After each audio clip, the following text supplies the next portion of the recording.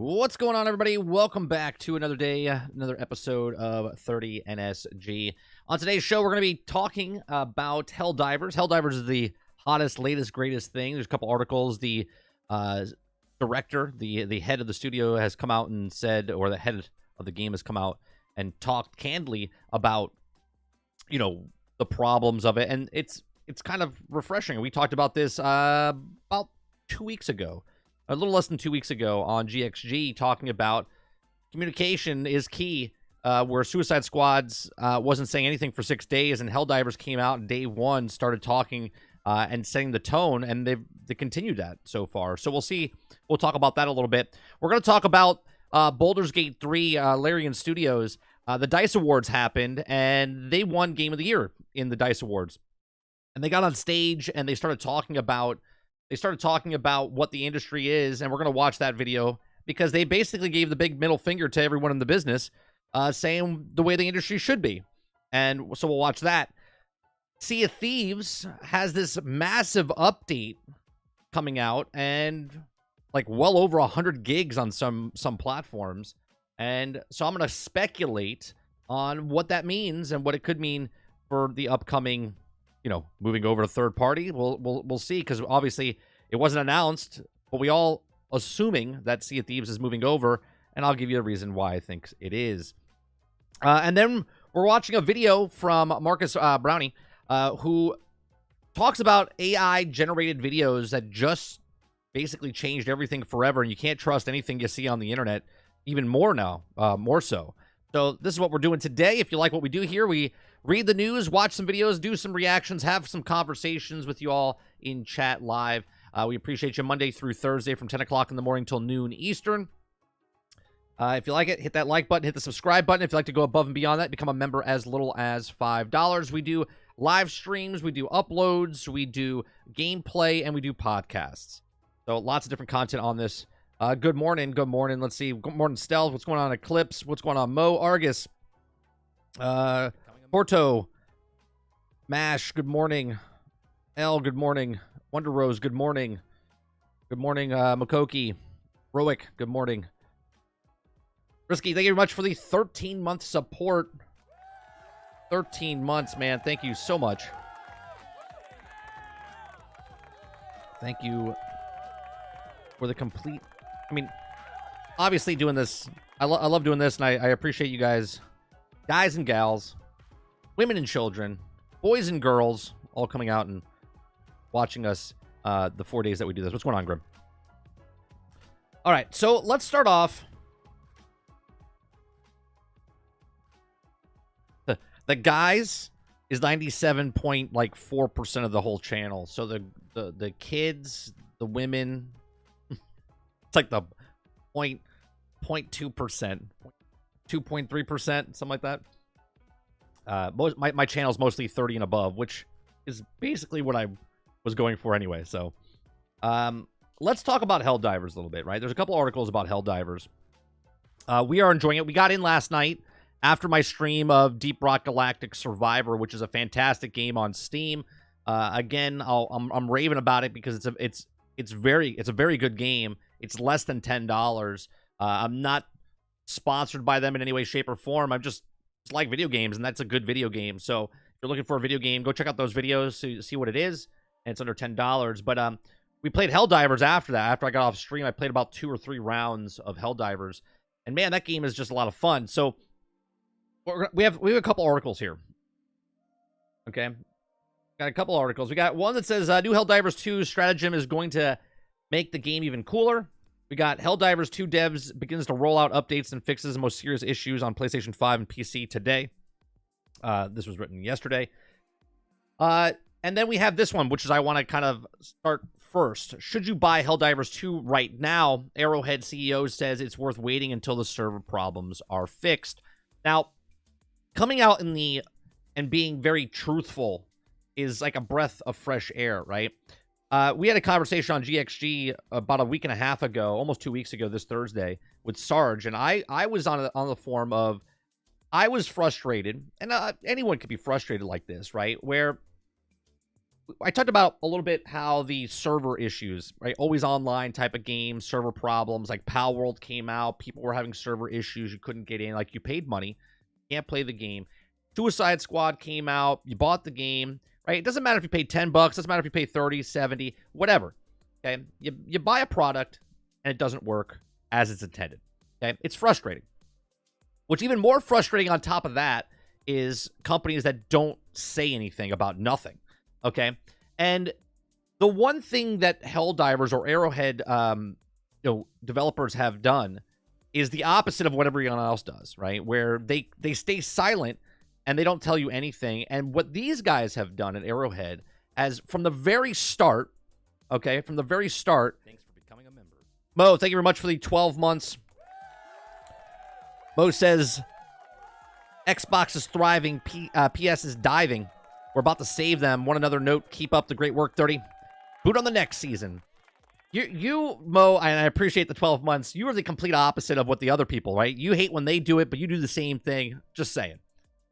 Just saying. So what's nice about Helldivers and what's nice about Arrowhead is that the game studio is literally being very vocal, being candid, telling you up front. He's very active on Twitter. He comments to other people. So much so, he's being so interactive with people in the community that people are like, how do you have time to tweet all this? Shouldn't you be, like, fixing the game? And obviously, it doesn't take that long to tweet something. So let's read this. This is from IGN. Again, I said that we're not reading IGN reviews anymore. This is an article from IGN. We're okay still reading those. So as Helldivers 2 continues to struggle to cope with the influx of players, the boss of its developer has cautioned against buying the game right now. Now, if you guys remember, I said this yesterday. Briefly, I said, you know what? Companies should stop selling games. Now, they're not stop selling the game, but he's coming out and saying, hey, look, I'll do something. I'll tell people, look, don't buy the game because right now we're not in good shape. Of course, I want to make money, but at the time right now, it's bad for us if you keep buying the game because we can't support you, right? It says, yesterday, February 19th, Helldivers 2 developer Arrowhead Game Studios said, if you would release updates on PlayStation 5 and PC this week to aim to tackle the most serious problems the game is currently facing, including login, matchmaking, and server load. The first of these fixes arrived today, which is February 20th, which is, at the time of reading this, is today. Okay, but Arrowhead warned players to no single update will solve all these issues. So he's telling you, right, look, this patch is going to come out.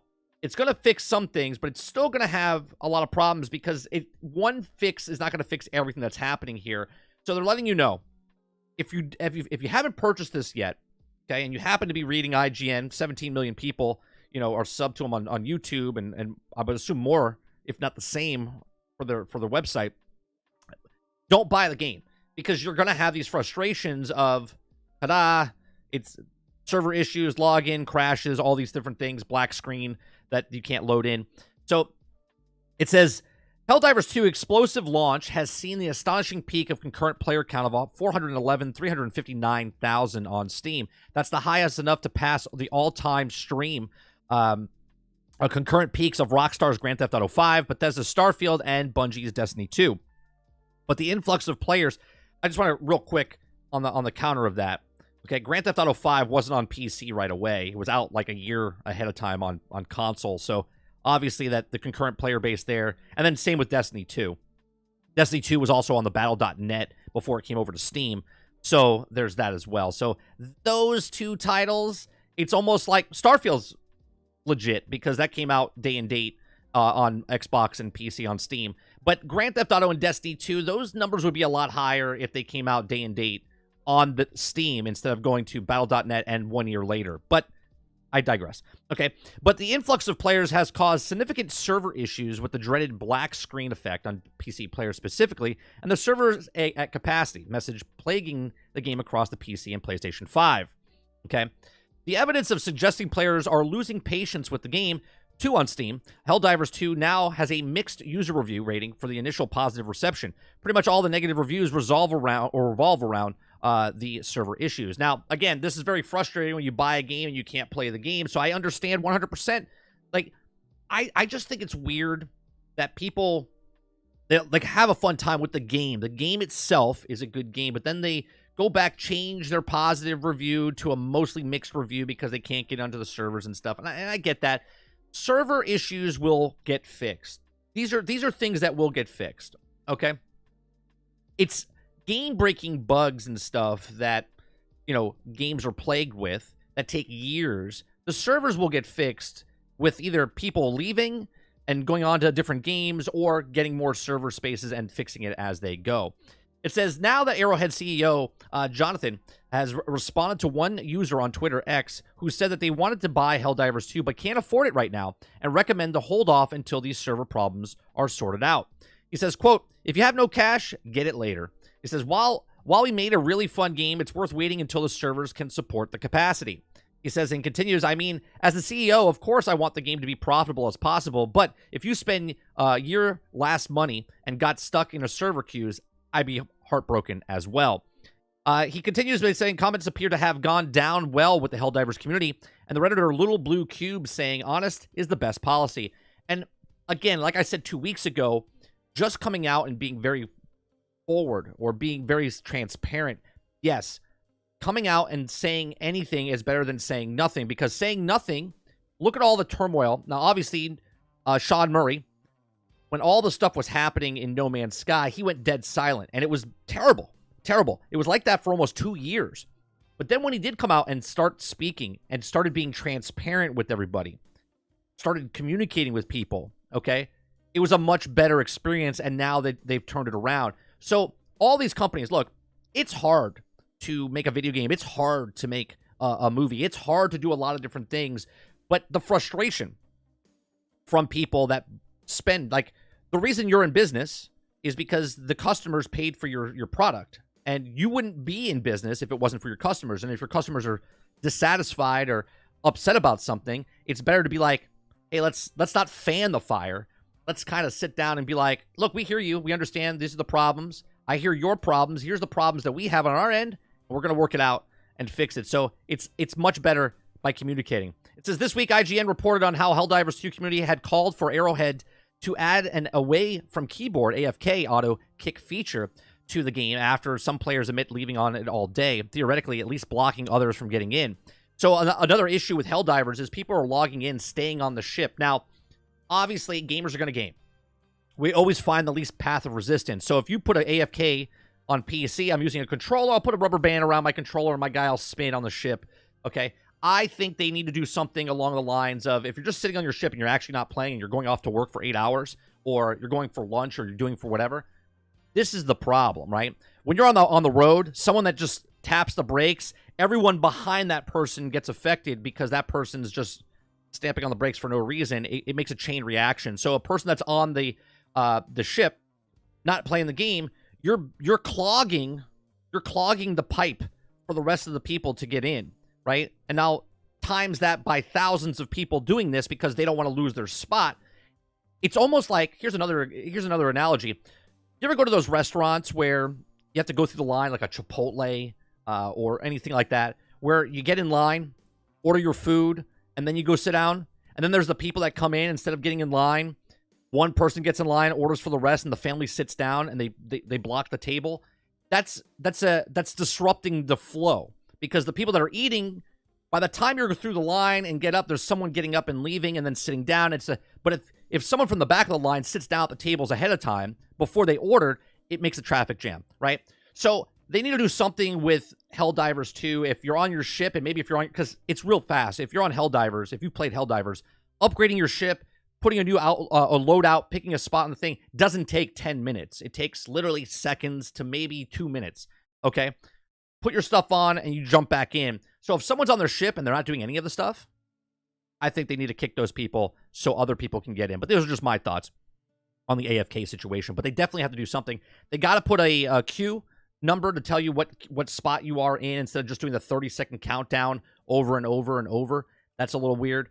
They have to do the AFK. They didn't want to do it, but you know what? Things change. They're going to have to do something because their game is super popular. Obviously, they didn't think it was going to be this popular. They were hoping that it would be popular. I could just see them like sitting down having lunch as they're making the game. Man, can you imagine if we had like 100,000 people play this game? They're like, whoa, 100,000 people. That'd be sick.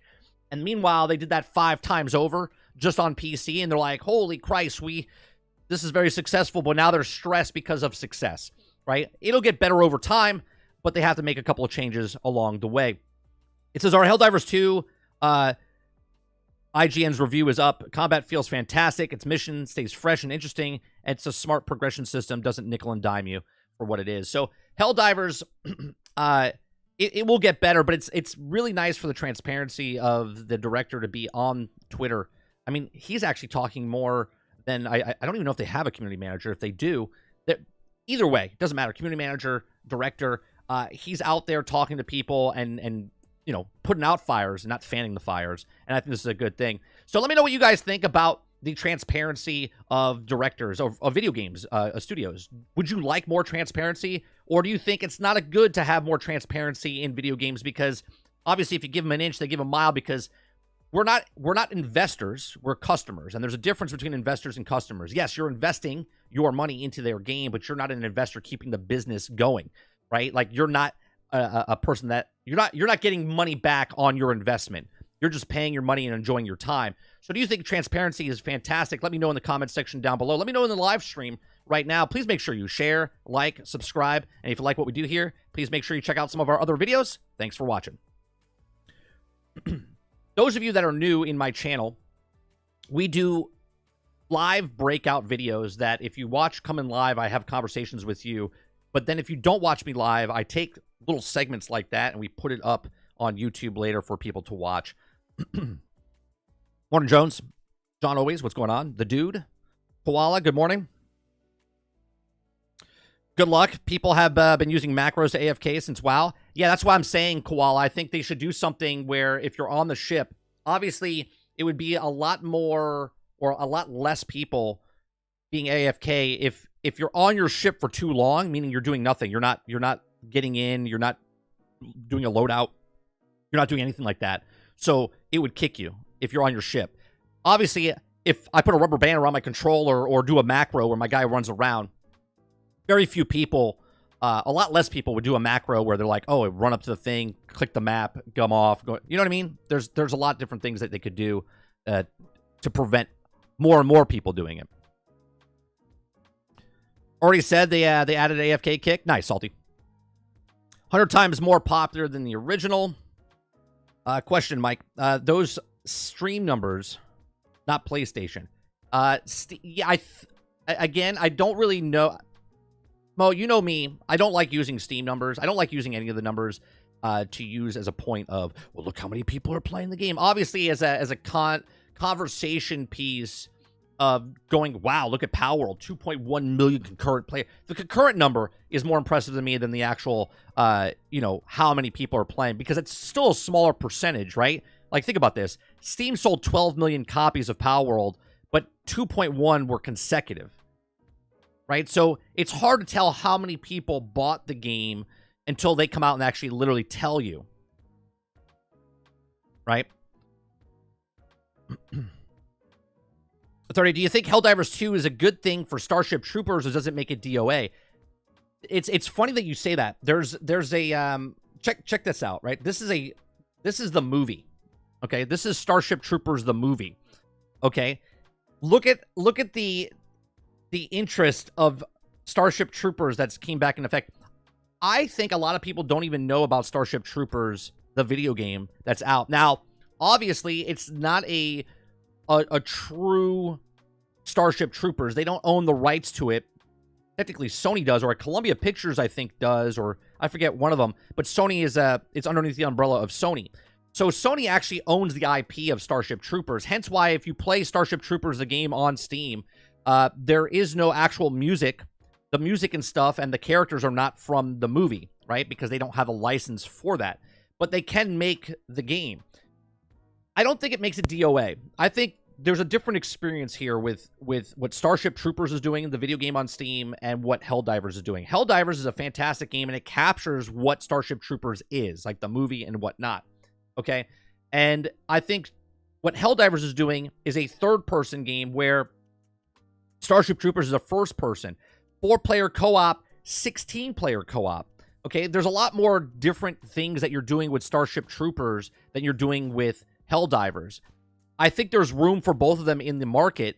I don't think it makes it dead. Obviously, Starship Troopers is not out yet. It's in early access. Helldivers is out.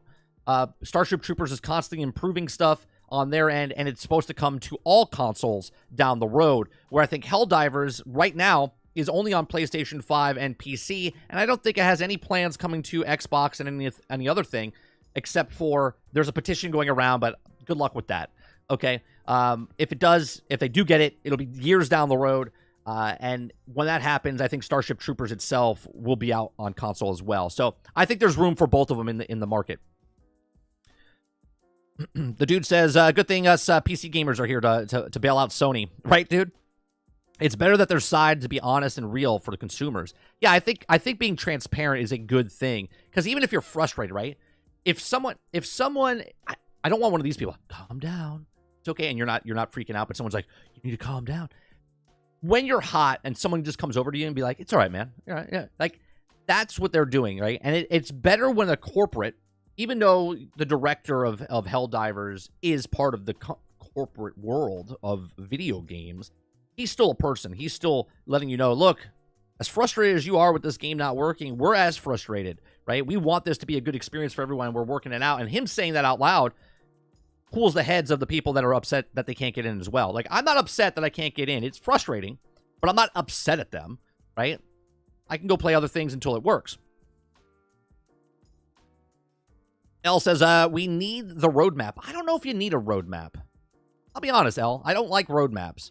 Roadmaps are for people that work internally in the world of video games, right? Like, when they go have a morning meeting, they're like, all right, guys, this is our roadmap that we're going to work on. Until they have that concrete down, I don't think they should say anything to the public until they know what they're working on. Because if you put a roadmap out there, and then something doesn't happen on the roadmap, people start getting their pitchforks out, regardless how much they love the game. Palworld is coming to PlayStation with 1.0. Is it? And if it does, that's fine, because Palworld is not owned by Xbox, right? Was it Pixel Pair? And they're a third-party company, so it would make sense for them to make more money by going to another platform. If you program macros, you don't even have to play the game. Sure, but how many people know how to do that is what I'm saying, dude. You know what I mean?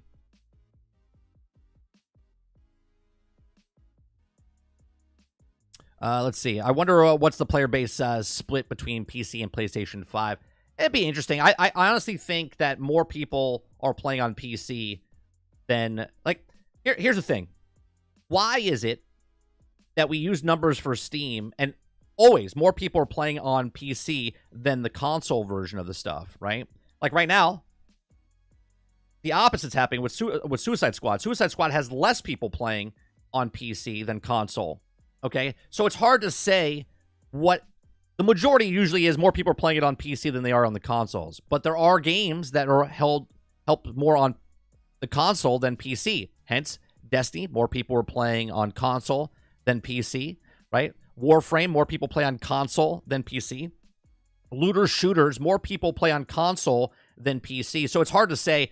I probably would say it's like a 60-40 split PC to PlayStation, maybe 70-30. But who knows? It's very simple to see. Look at your achievement list. How many people logged into Helldivers got to... I don't know what the achievements are on PlayStation, but you would have to see... Last week they said 50-50. Yeah, but the beginning of my video, when I launch upload a video, it could be skyrocketing to 1,000, and then 6 hours later it plateaus. So to say it's 50-50, yeah, 50-50 at the beginning. Unless they share the numbers, we have no idea what that is.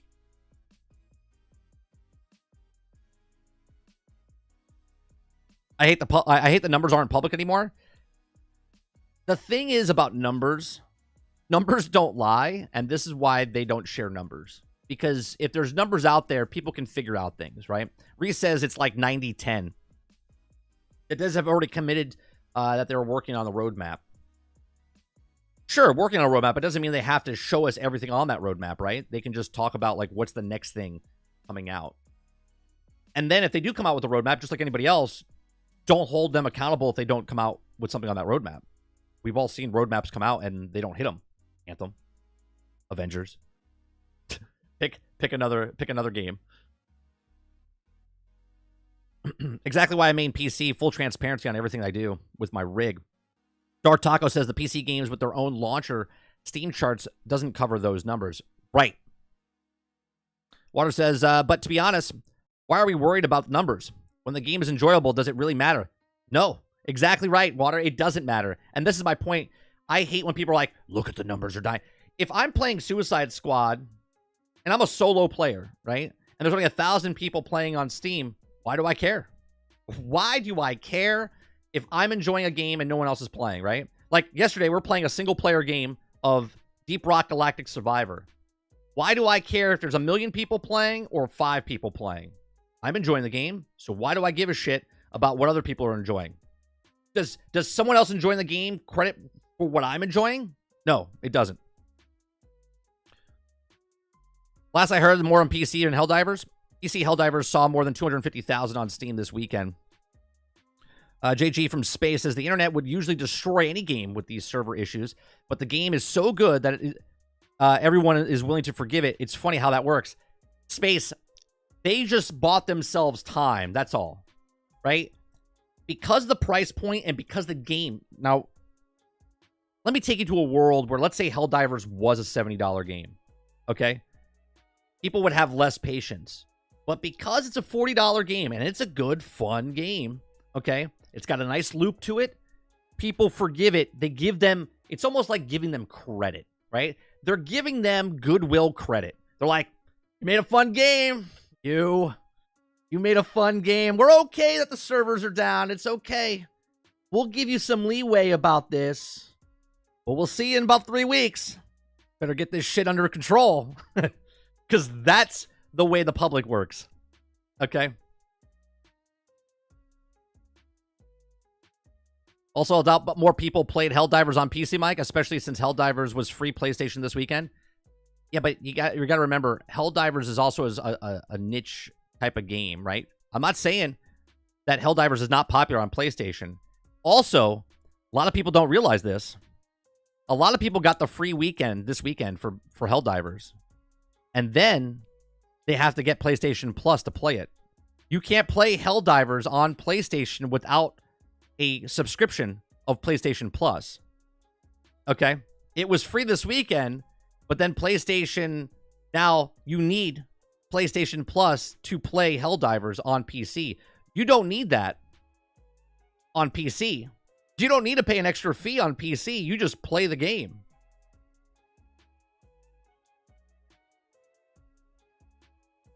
What I find in PS fanboys propping up Steam numbers in their console wars, yeah, it's weird. Chatter White. Like, imagine being so hated against Xbox. And again, I'm talking about fanboys here. I'm talking about fanboys. Okay? The fanboys hate Xbox, and Xbox hates PlayStation. And PlayStation makes fun of Xbox. So they have to do day and date, right? And how they're putting all their games on third party and platforms day and date. But meanwhile, the game that they come out with day and date on PC is like driving the numbers up, and they're using those numbers to say how good PlayStation is. What? Like, what kind of mental gymnastics are we doing here to validate your purchase of a plastic box? Jones says numbers aren't important, but I'm tired of people pointing out Steam charts like it's a word of God when even it can't even really see the console. My point exactly, Jones. My point exactly. Warrior says, game is good. You can get in a group. This game solo, god awful. I disagree. There's a good, nice little challenge going in solo. Ron Slusher says, I'm enjoying Redfall, even though I'm one of 13 people. You go. You enjoy that game. Dark Taco says, I disagree with the value, 30. Even if the game is $100, people would be like, because the game is that good. Very, very different. Right, Taco? Here's my awesome glass of water. This water, normally $3. This glass of water, $3. You're like, this is goddamn good water. Same glass. Now it's $30. You're like, fuck that shit. I'm not paying $30 for that water. Okay? You saying, it's real easy to say, oh yeah, it could be $100 and everyone would love it. No. There's a huge difference between a $40 price tag game, okay, and a $100 game.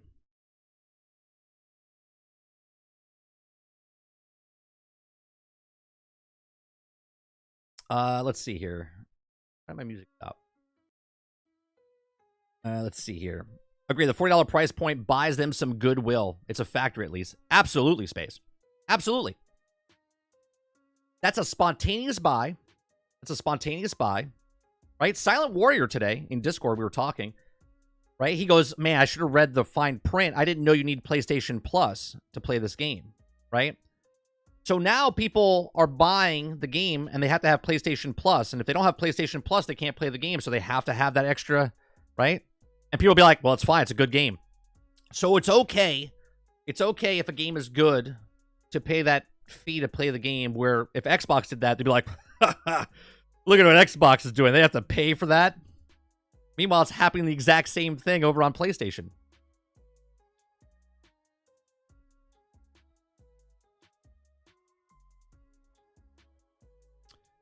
Oh, I know it's been I know it's been the same, Krebsy.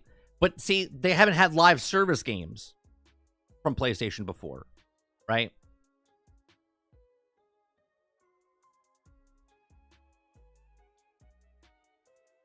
This game also doesn't have an artificial FOMO, so you can get at least you're missing out on unique items. Absolutely. I think what they're doing for this particular game. Also, the pill goes down a lot smoother when you're not paying $70 for the fledged game or $100 for the fledged game, and then there's a battle pass, and then there's microtransactions, and then there's, right? This game is literally $40. You don't have to buy anything else. You can earn the currency in the game, and if you want, the microtransactions are actually micro. Another anti-consumer move by PlayStation. PlayStation players love getting punished. Punish me, daddy.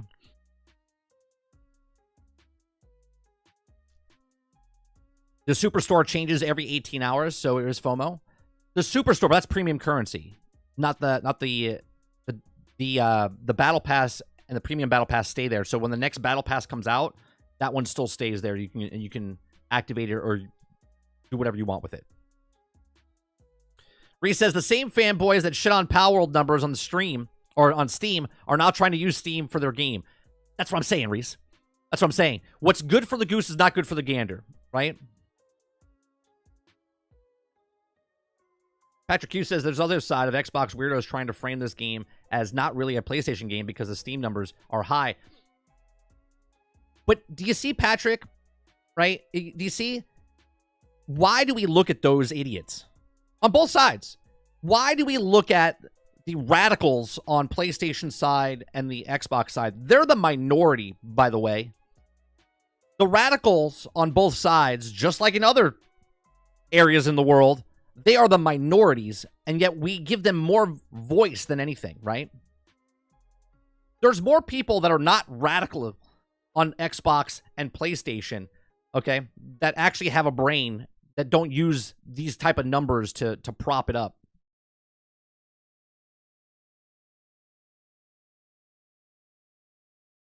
$40 to get the game and $10 a month for PlayStation Plus? Right. Right. No, if this game was $100, they would shit on it just like Suicide Squad. Absolutely. I think if you get up to the $60 point, that's when it starts. It says on the box. What's going on, Lurker? What was the armor? The armor on the thing is the same. Okay, so this is the way it works in Helldivers. Okay, the stuff that you can purchase for real currency is the looks, but the stats on those armor is the same stats that you can get in the premium or the non-premium pass. Okay, so I want to make sure it's clear, right? The stats that are on the numbers in the store that changes every 18 hours is the same stats on the gear that you can get from the free or premium side. Premium, you're getting it sooner. Store, you're getting it sooner. And then the regular free, you have to grind a bit to get certain stuff. But all the stuff that you can get for the stat-wise is inside the free battle pass as well. Doc Taco says, I forgot that it was called. It's not enjoyable through the war bond. It's not earnable through the war bonds. Just like my armor piece. But that look might not be available, but the stats are. How do you shit on 2 million concurrent? Well, I don't know. It's possible. Possible. Hold on. I got to get some more music playing here. I don't know why my music is stopping.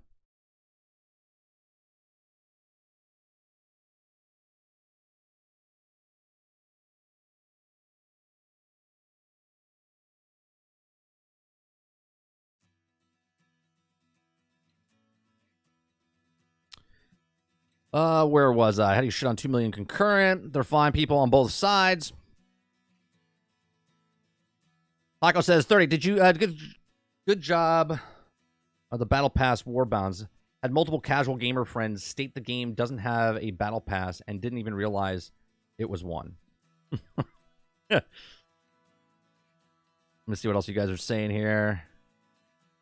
I understand console fanboys. I started out with an Xbox. I love Halo and Gears. I played Halo tourneys. The only reason I switched to PlayStation is because 6 Red Rings of Death on the 360 still miss. I think I also had 6 Red Rings of Death. I think I also had 6 Red Rings of Death. I think I'm at 19 hours now in Helldivers L for myself.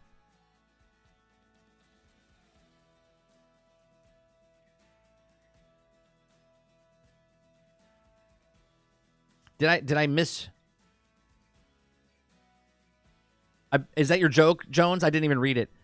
I've been on PlayStation Plus for so long, I forgot I have to pay to play. Is that your joke, or did I miss something else? Hold on, let me see. Let's find those people on both sides. If the joke is there's people on both sides, I guess I missed it. I don't. Flew over my head. As far as like there's radicals on both sides.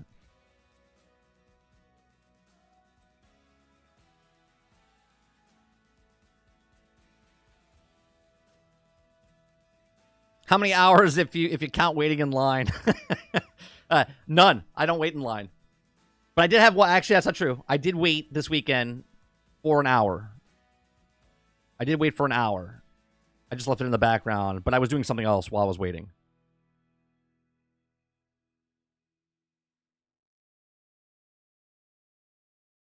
All right, let me see what this other one fixes. We don't really need to read the fixes. We don't know the fixes yet. What's the stratagem one here?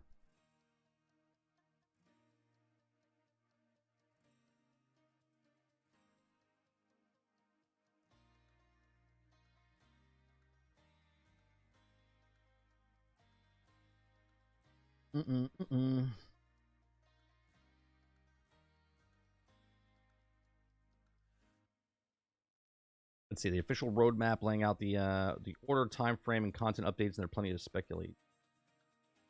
I'm not going to read this because obviously this is all speculation right now. Obviously they want to do the mechs and whatnot. So when that comes in, we'll talk about it when it comes in. Yeah, the next one's a quick story. The next one that we're going to talk about, we're going to move over to Sea of Thieves.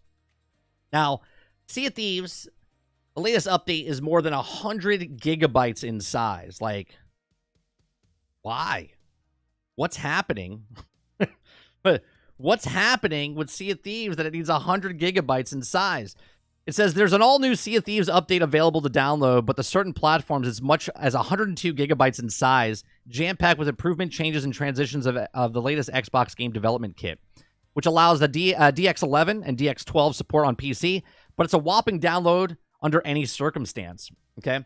In a patch notes released alongside the update, Rare noted that the future updates will be considerably smaller, but it couldn't have gotten much bigger.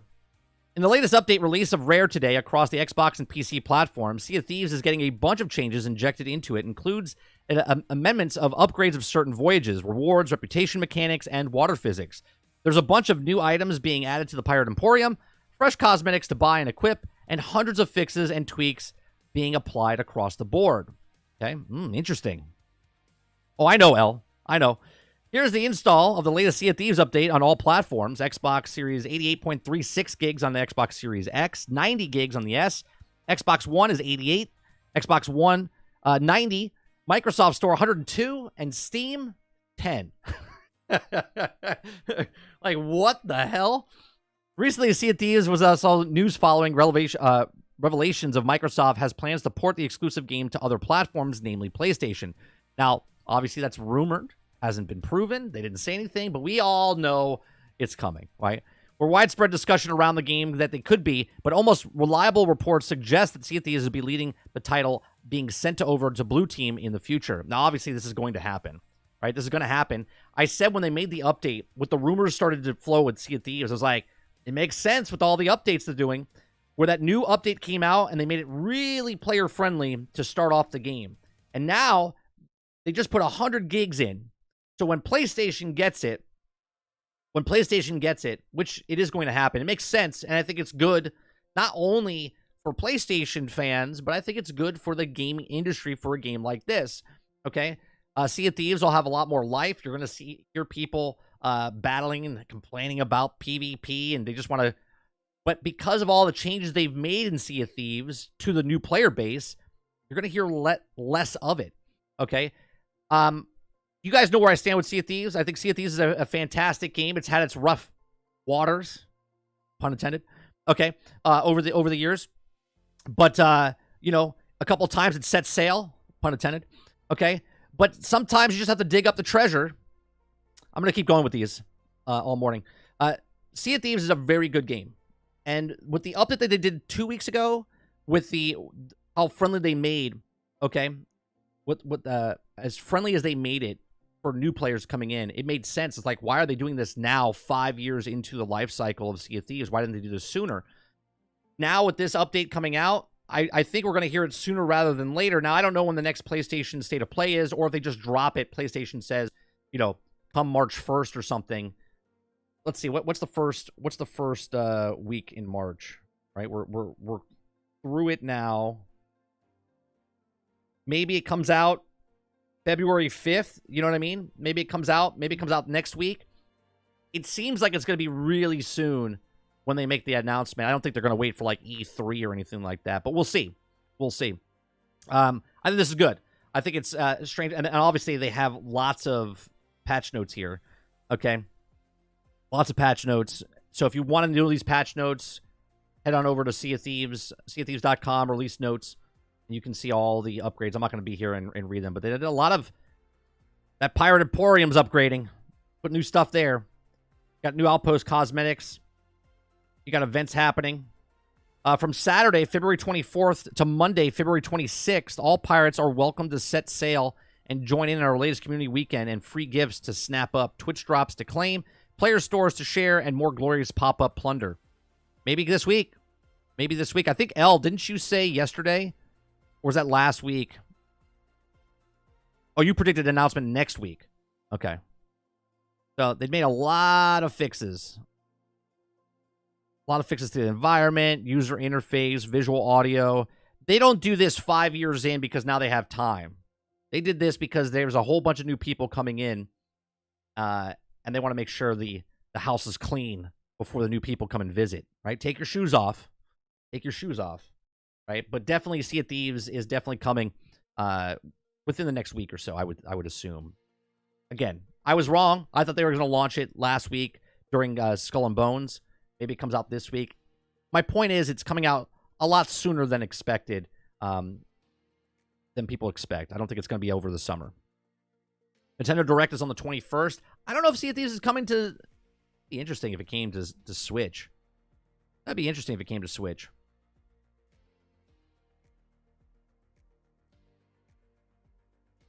Pirate game needs patches. Go, John. Got it.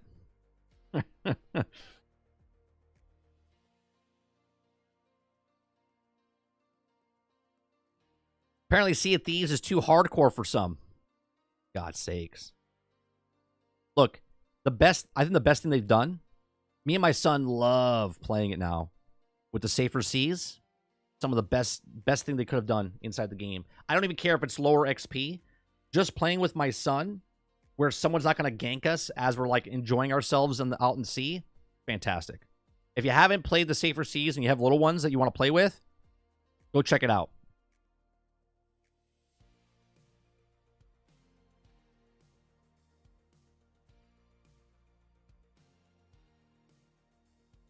I think it will, Kylo. I think it will. There's a lot of people playing that game. It doesn't seem like it, but there's always at least 5 or 6 ships on a server. Sometimes, different parts of the day, it's dead.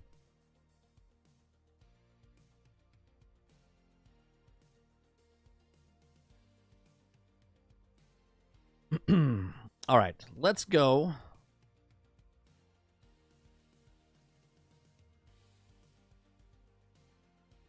I want to talk about Baldur's Gate 3.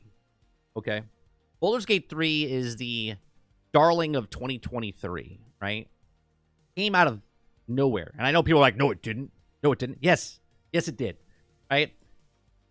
Those people that bought Baldur's Gate 3 never played Baldur's Gate 1 or 2. Just like people that bought Elden Ring never played any of the other Souls games, right? The majority of the people that bought Elden Ring never touched a Souls game, but Elden Ring was that door that opened up to let other people in, okay? Baldur's Gate 3 was that for this game as well, right? More people started buying the older ones because of this one. And Larian Studios, because it's not owned by some corporation, it's owned by a husband and wife, okay? And they knocked it out of the park. The tender loving care of what Larian Studios has done with Baldur's Gate 3, okay, is just phenomenal. And you see little glimpses of what the industry is, or what it, I should say, could be. Okay, instead of what it is today, which is people that are not gamers, add money, invested in companies, and then they try to squeeze you out as much as possible by telling you they need to make the game $70, and they give you 8-hour campaign, right? Looking at you, Activision with Call of Duty, okay? 4-hour campaign, right? They tell you that they need to put microtransactions in it because of all this stuff. But then you have games like Palworld. Then you have games like Helldivers. Then you have games like Deep Rock Galactic. Then you have games that are still AAA games now, Baldur's Gate 3, that charges $70.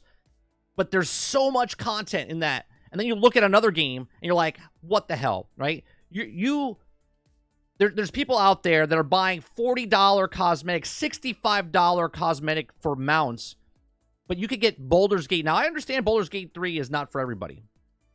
But take a look at what can be done with people that care about the game and charge. How do they do it? How do they charge $80 with no microtransactions and let you play the game as long as you want? Today, 10 years from now, right? It doesn't matter. You can just play the game. It's not a live service game. Okay? It's just a game. They made a game. They sold a game. So Baldur's Gate 3 devs finally got to talk on stage, and they did not hold back. Okay? We're going to watch. I'm not going to read this. We're going to watch this video right here. Okay? So let me raise the volume up a little bit here so you guys can hear this. Okay?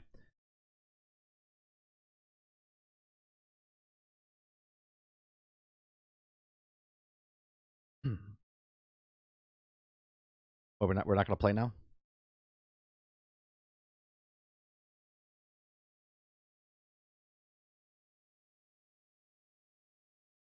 Yeah, reboot it. This is existential to us, as you can tell from all the emotion on David's face. We're very lucky. We've had a lot of stage time. Others are not so lucky. This is a really human industry, and we're really bad sometimes at showing developers what they're worth and showing the players at home that we care about them. It's kind of the elephant in the room, especially surrounded by all this opulence, which, you know, can only go so far. Without people, we would not be standing here. Without the people that work on these games, we would not be standing here. Many, many people were let go at the start of this year. I want you all to know that you are talented and that you matter and that you are. And mind you, they're making this speech. This is the DICE Awards. The DICE Awards is amongst their peers. Okay? It's not a big production show that they showed like Jeff Keighley, right? Where they're getting ad revenue and all this other stuff. Okay? Are the future of Look at the thing, 27 annual DICE Awards, okay? This is amongst the people inside the industry. This industry. They were up there for 3 minutes, by the way. Don't let that flame be extinguished by our collective mistakes. I know that everyone here is scared because shit's really fucked up. All of your projections are wrong, and it's scary. But we persevere as an industry, we will persevere as an industry, and you will all find your place, and you will all be welcomed back with open arms, and we'll still be making games for the players and for you, and with these guys. So.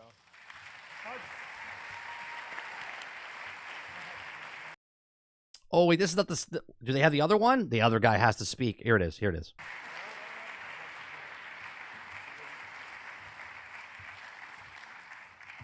To add to that, a lot of people probably want to know what's the secret to your success. Yeah, let us know the secret of your success of making a game and selling a game. I want to hear this. Last year, I started thinking the secret to our success is the decisions that we make come from what does the player want? What do I think is best for the game? What is the most fun? What is the most crazy? People telling us we shouldn't do this, or we can't do it, or this is too challenging or too hard, like it was already said here today, that usually just gives us a kick up the arse to actually make it happen.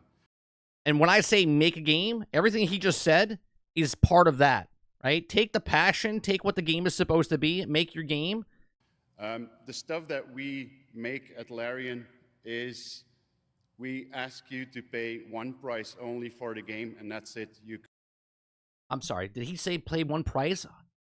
He's saying this in front of the industry leaders. He's saying this in front of the people that make the choices that they have to put $70 price tag with microtransactions that are charging $65 for mounts, $45 for skins. Okay?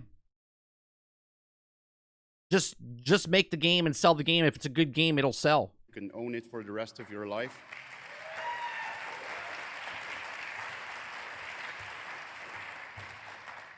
We don't have shareholders, but we also don't think about them. That's the greatest line. We don't have shareholders, but we also don't have to think about them.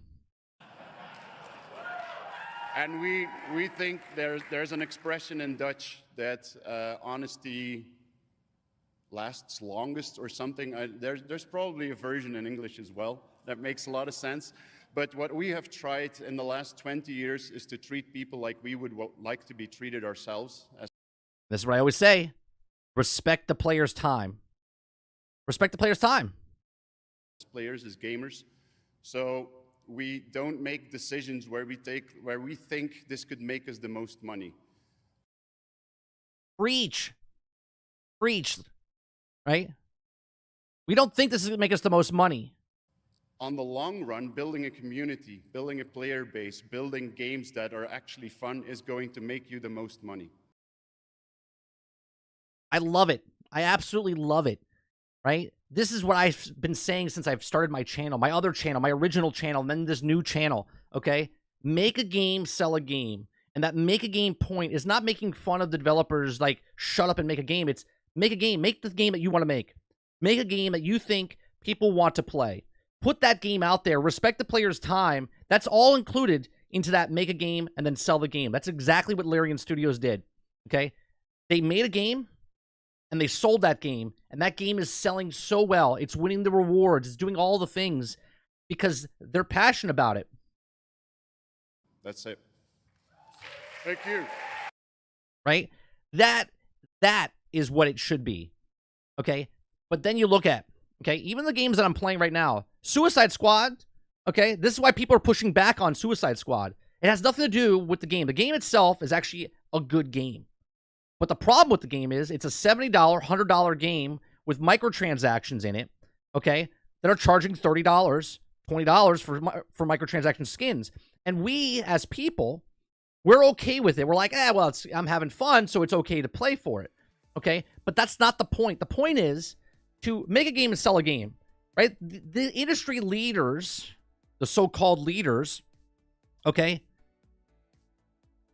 They tell you, well, we have to make $70. Well, we have to charge $100. Well, we have to have a battle pass. We have to have a store in the game for $20, $30, $40, $50, $60, $70, $80 microtransactions. We have to, right? Destiny told you years ago, because you bought stuff from the microtransaction store, this is the reason we gave you the good quest. What happened, right? Yet there's games that come out that don't charge any of this. They don't do any of that. They just make a game, sell a game, and you enjoy it. Imagine all the companies that became conglomerate businesses today. Activision, Sega, Capcom, Konami, all of these companies that made a game, sold a game in the past, got their millions over and over and over, built up a portfolio of games and trusts to then just shit all over you as a customer because prices are rising, because games are getting harder. Games have always been hard. Prices have always been high. We tell the story all the time, okay? We played Yar's Revenge. Sarge, again, it was Yar's Revenge? I think it was Yar's Revenge. Or was it Warlords? Okay? On Atari 2600. And my mom spent $70 for that game back in 1983. Okay? So don't tell me you have to charge it because that's what it is. And then charge microtransactions and battle passes and FOMO and all this other stuff when companies can come out and like, this is not the standard. This is the standard. They don't want you to think it's the standard. This is the standard. What Larian Studios is doing is the standard. Was the standard. Still is the standard. But that's not what the industry wants you to believe. Right? $75. There you go. Okay? So, good for them to give the big middle finger to the rest of the industry that thinks that you have to charge for everything. This right here, look, not only did I buy the game for myself, I bought it for Sarge for Christmas. Okay, he hasn't received it yet because I bought the deluxe edition, which I love how they came out for the deluxe edition and said, you don't need to panhandle this or get it off someone else. We're never getting rid of it. There's plenty of copies to get. We're making the games. We're making the deluxe. They gave the deluxe edition with all the extra bells and whistles for $80. All of us were like rubbing our eyes going, wait, what's the catch? What's the catch? What's the catch for this $30 water? Right? You see what I'm saying? Like, there is no catch. They literally made a game, gave you all the bonuses, the posters, the stickers, the maps, the collectors, right? For $10 more than what the AAA games charge you. Okay? So what do you think? What do you think as the customers, the players that are buying these games? Who do you think's right? Who do you think's wrong? Do you think Larian Studios is the oddball out? Or do you believe that the oddball out is the industry itself, where they want to tell you that it's just not sustainable, just not possible to do what they do, right? Or do you believe Larian Studios that can take the group of people they have, make a game, take the time, years to make that game, okay? Let me know in the comment section down below. If you like what we do here, please make sure you check out some of our other videos. Thanks for watching, and I'll see you guys on the next one. Yeah, I'm super happy, right? And this goes a long way, right? This goes a long way with Larian Studios and any game they come out with in the future. If I'm interested in it or not, I would buy it. And if I'm not buying it for myself, I would buy it and give it to somebody else if I'm not interested in the game. But that is who I like to support, right? The devs that made the game I played last night, Deep Rock Galactic Survivor, that's who I like to support, right? As a content creator, obviously I got to play AAA games because that's what's out there. That's what people like to play. But you guys know me. I'll play any game that I like. SnowRunners, American Truck Simulator, oddball games I just play every once in a while just to see what it is, right? There's some great games out there that are not AAA games. Let's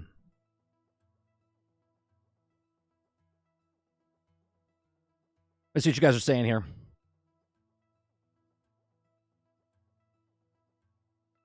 Imagine making a game to make a game. Yeah, imagine that, Quintar, right?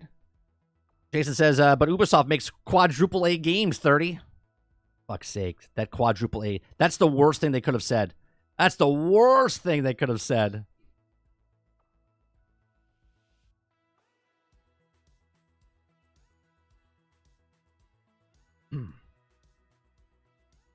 Man speaks the truth, Titan says. What's going on, House?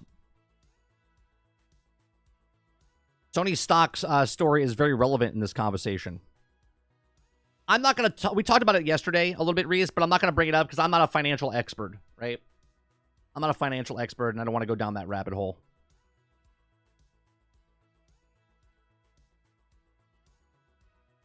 What is this? This is a from the DICE Awards house. The Larian Studios won the award for Best Game of the Year. They were up on stage. They didn't get taken off the stage within 30 seconds because the ad revenues had to click in. They were just talking to their peers. Ron Schlisser says, Baldur's Gate is boring to me. Yeah. The fact that you're not interested in it, Ron, is not the problem. The problem is that people don't realize what a game is. And the industry came out. IGN came out, and all these other people came out and said, don't expect this. This is not the standard. But it's exactly what it is. It should be. That is the standard. That's what a game is.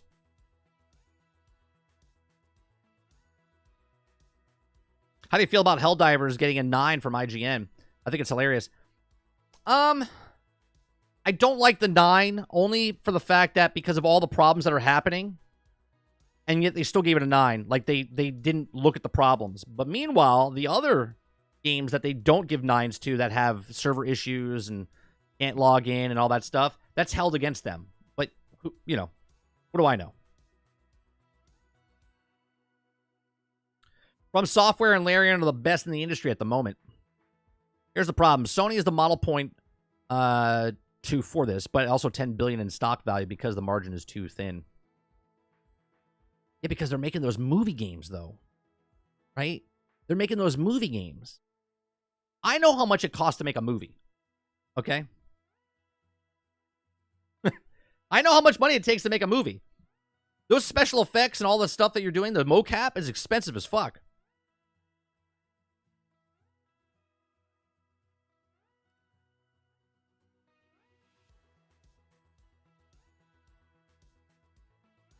I believe the Baldur's Gate people, they did a great job with the game. Jojo says, I think both are right to give us microtransactions in games because the data shows people buy it. Yeah, but people buy it, but then the companies tell you why it's there. Not because people buy it. They're telling you, well, just prices are getting really high and we need to subsidize. Right? Of course, if you put it there, people are going to buy it. If I take something away from you, Jojo, right? I give you a steak, right? I can give you a whole steak and you charge that steak for $10, right? Let's just say $20 steak. $20 steak. I give you that steak. But if I can charge... Actually, you know what? Let me do a different analogy. Kinger did an analogy of a baker, of a cake, okay? He said, are you going to buy the cake? Or does the baker charge $30 per chocolate chip, okay? And the cake is $30, or each individual chocolate chip is $30. Okay? And if I give you the problem, and the problem is I take the cake away from you, and now I'm giving you small pieces and charging the exact same part, and they go, well, people are buying them. Of course they're buying them, because they have no other choice but to buy it, right? If the content's not in the game, and the cosmetic I can't earn in game anymore, but now the cosmetic is in the shop, of course I'm going to buy it. And if people buy it, they don't need everyone to buy it. They just need the 20% to make the 80%.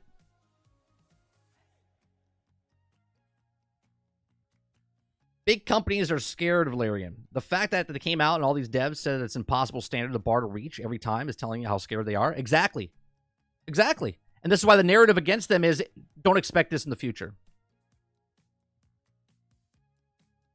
Sarge says, just because you don't know how to budget for a game and then 10 years pissing money away doesn't mean it's a quadruple A game.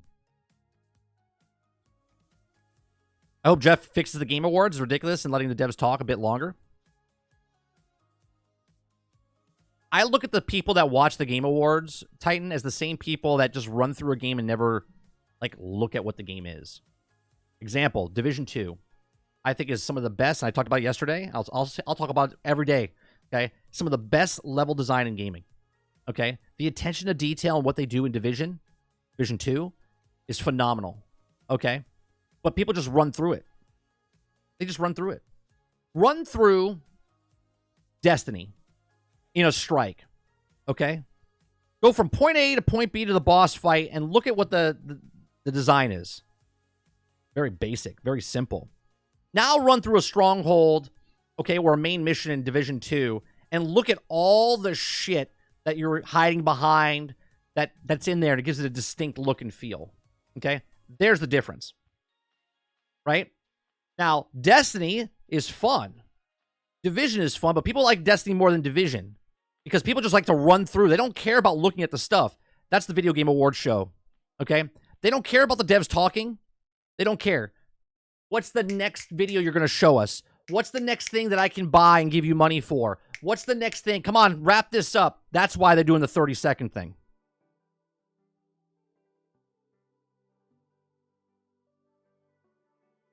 Imagine buying Monopoly but having to pay an extra $20 for the car or the shoe. Why should we have to do that for the video games? Exactly right. Make the problem, sell the solution.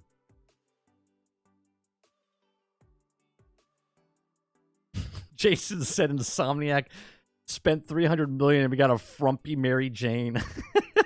Oh, man.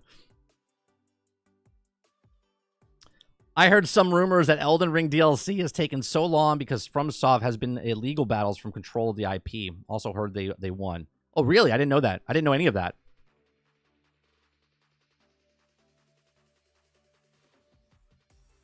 I was driving, so I couldn't say it a minute ago. No. Not everyone's buying. It's 20% of the people that's spending with this no self-control. Exactly right, Argus. It's exactly right. 20% make the 80%. This is not really what they're doing. A lot of skins, or less, say Destiny is made way after release. Jojo. Look, I don't know how to say it.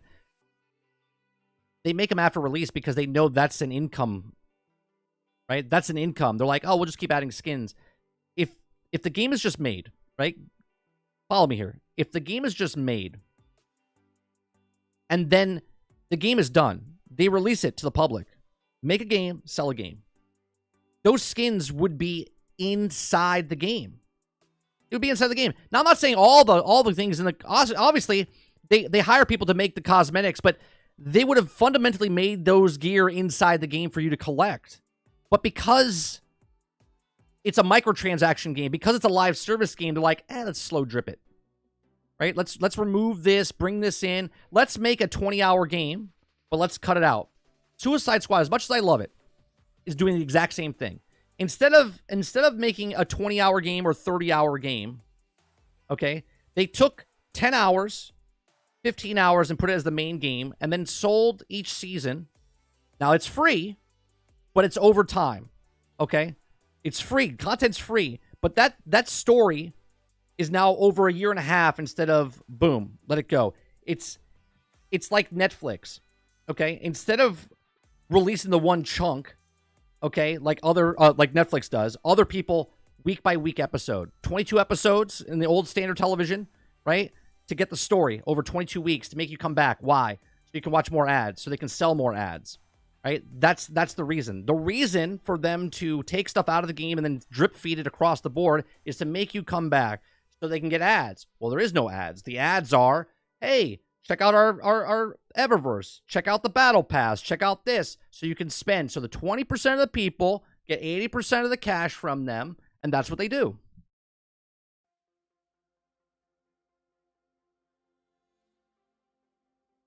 Right, don't forget, the level design in Division also tells story. Oh, yeah. I can stare at a pile of bodies in Division and go, holy Christ, like, what happened here? Right? But the people we're fighting against are the cleaners. Right? And the cleaners are the people that just burn all bodies. They just burn all of them. Right? So they're piling them up in elevators and stuff like that. And you're like, holy Christ. But people just run through the level. They don't actually see that. They don't tell the story. They just look.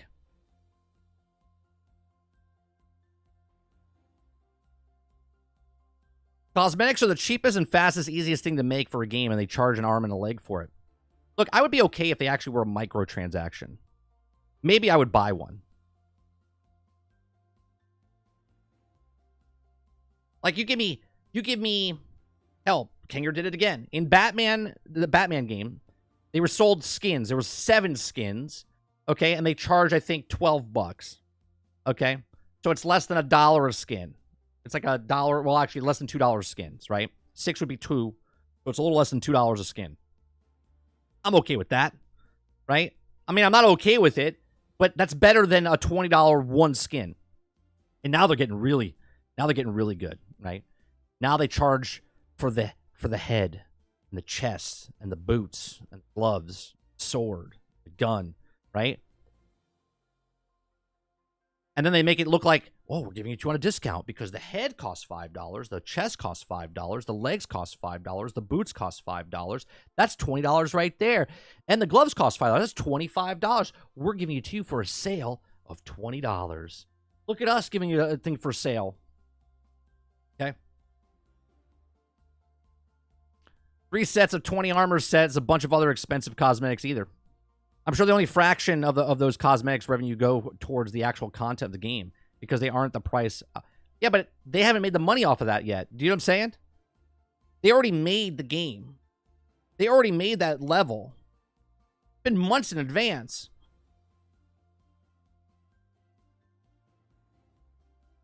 Don't give them any ideas, Krebsy. Wait till Destiny 3. Like, I was surfing the web the other day, and I heard Krebsy Gaming and 30 and Still Gaming's channel. He said we should charge for charms. And they're like, that's genius. Why didn't we think of that? What do you think we can get for a charm? $10? I think we get $10. Call of Duty's asking for a dollar for a reticle.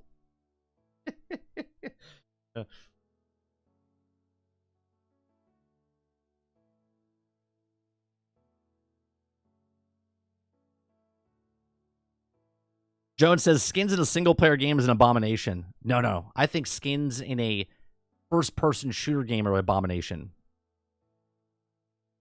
See, I'll take skins in a single-player game as long as a third person I can see it myself. Now, if it's a first-person single-player game and I'm getting a skin, like what the? I remember in Borderlands, I was like, why do I have skins if I can't see myself? Now, they didn't charge for them. It was all part of the game, right? But I was like, it's a first-person game. Why do I care what I look like? Adding to Marathon right now. Like, charm in Marathon. Okay. Diablo has $60 mounts and Call of Duty $40 bundles. Yeah, you know why? The prices are going up. Less people are buying. And there's less people with more money. And people are like, yeah, I'll pay $40 for a skin. 20%, 80% of the market. Or 20% of the market, 80% of the profits. The skins are for other people to see you. Yeah, but isn't that kind of weird? Isn't that kind of weird?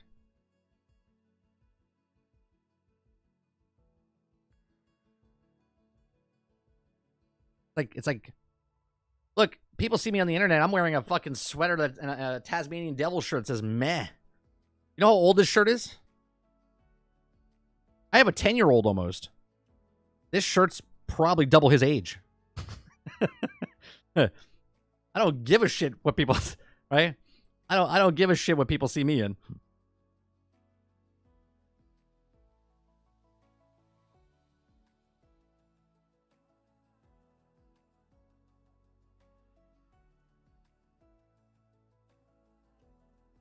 All for that minuscule fraction of you buy the duck outfit in Call of Duty that you can't see, and someone comes up to you and goes, hey, that's a cool duck. Thanks, bro. Go murder some zombies now.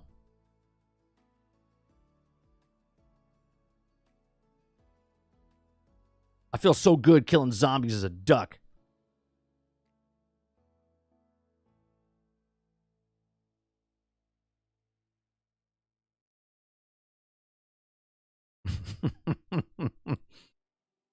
I need to resell Destiny 2. Sorry, Destiny 3 will be a thing, and also shut down Destiny 2, paint over the 2, put a 3, restart servers, new game.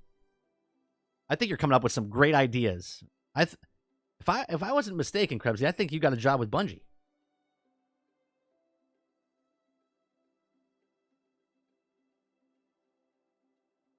Like, we need this guy. Guy's got some great ideas. He came up with the charm, $10 charms. And he said just delete the 2 from Destiny, put a 3, and shut the servers down, put it back up, and say brand new game. Yesterday when we watched Grenader Jake say that he was going to offer and pay the salary of a guy just to do the PvP. I fucking lost it. That's fantastic.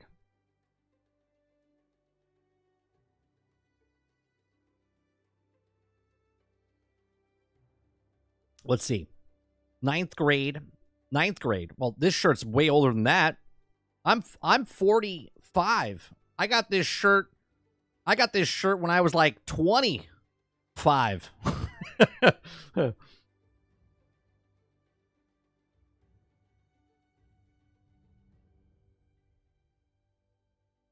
Half the skins in an online shooter just give away your position. Right.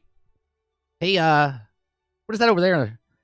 Looking through the scope. Is that a duck? He's hiding in the bush. Does he know he's a duck? He's hiding in the bush. Look at this guy. He's just running around.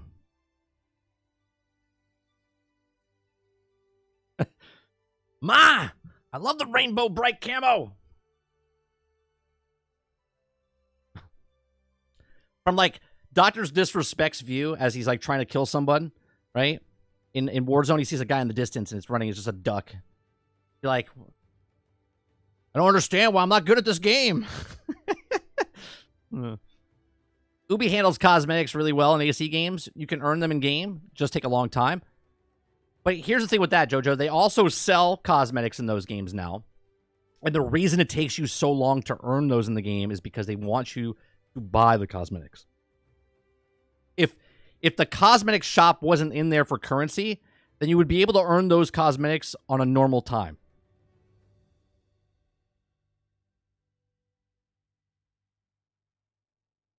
Is that flaming shoulder pads?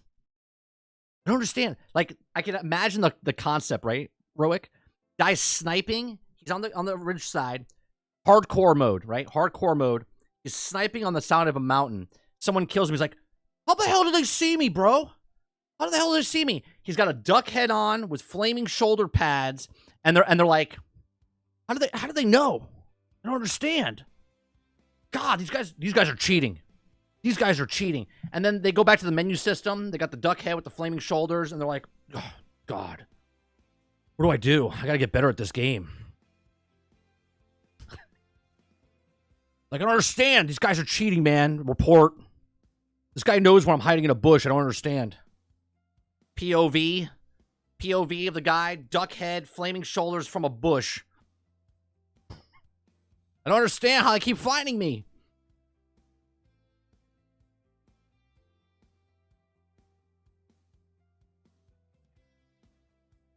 Flaming head and shoulders with bright ass red flames in Call of Duty. I'm telling you, it's ridiculous. God, you know what I just thought of? Holy sh! I just thought about it. Okay, they're charging $45 and $60 for mounts, right? Can you imagine? They charge for a camo that's like invisible. $100. $100 Inviso skin. Write that down. Write that down. You go invisible for like 3 seconds. It's sort of like when you have that perk and you squat down, you go invisible, but then as soon as you move, you come available again. Yeah, the Predator skin. It's going to happen. It's going to happen. Flaming Skull in Halo is dope. Sure. In that type of game, you're just running around and no one's hiding. Right? If you're not moving in Halo, if you're not moving like a shark, right? Sharks die if they don't move, right? If you're not moving around Halo and jumping around and doing stuff, then you're not playing the game correctly. No one can even see the flaming skull. Boom, boom, boom, boom, boom, boom, boom. Shotgun battle going on.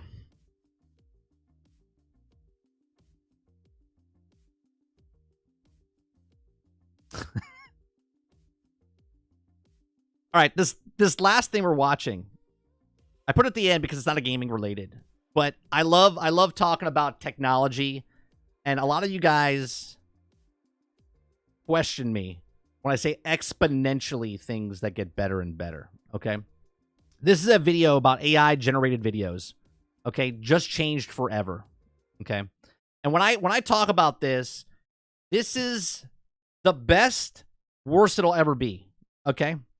So last year, right, you saw like the Will Smith video that was made by AI generated text to prompt type of stuff, and it was awful.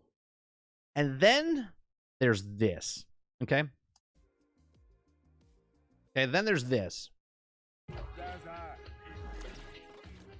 Hold on. So this is simultaneously really impressive and really frightening at the same time, and it's hitting me in ways that I didn't really expect. So do you remember Will Smith eating spaghetti?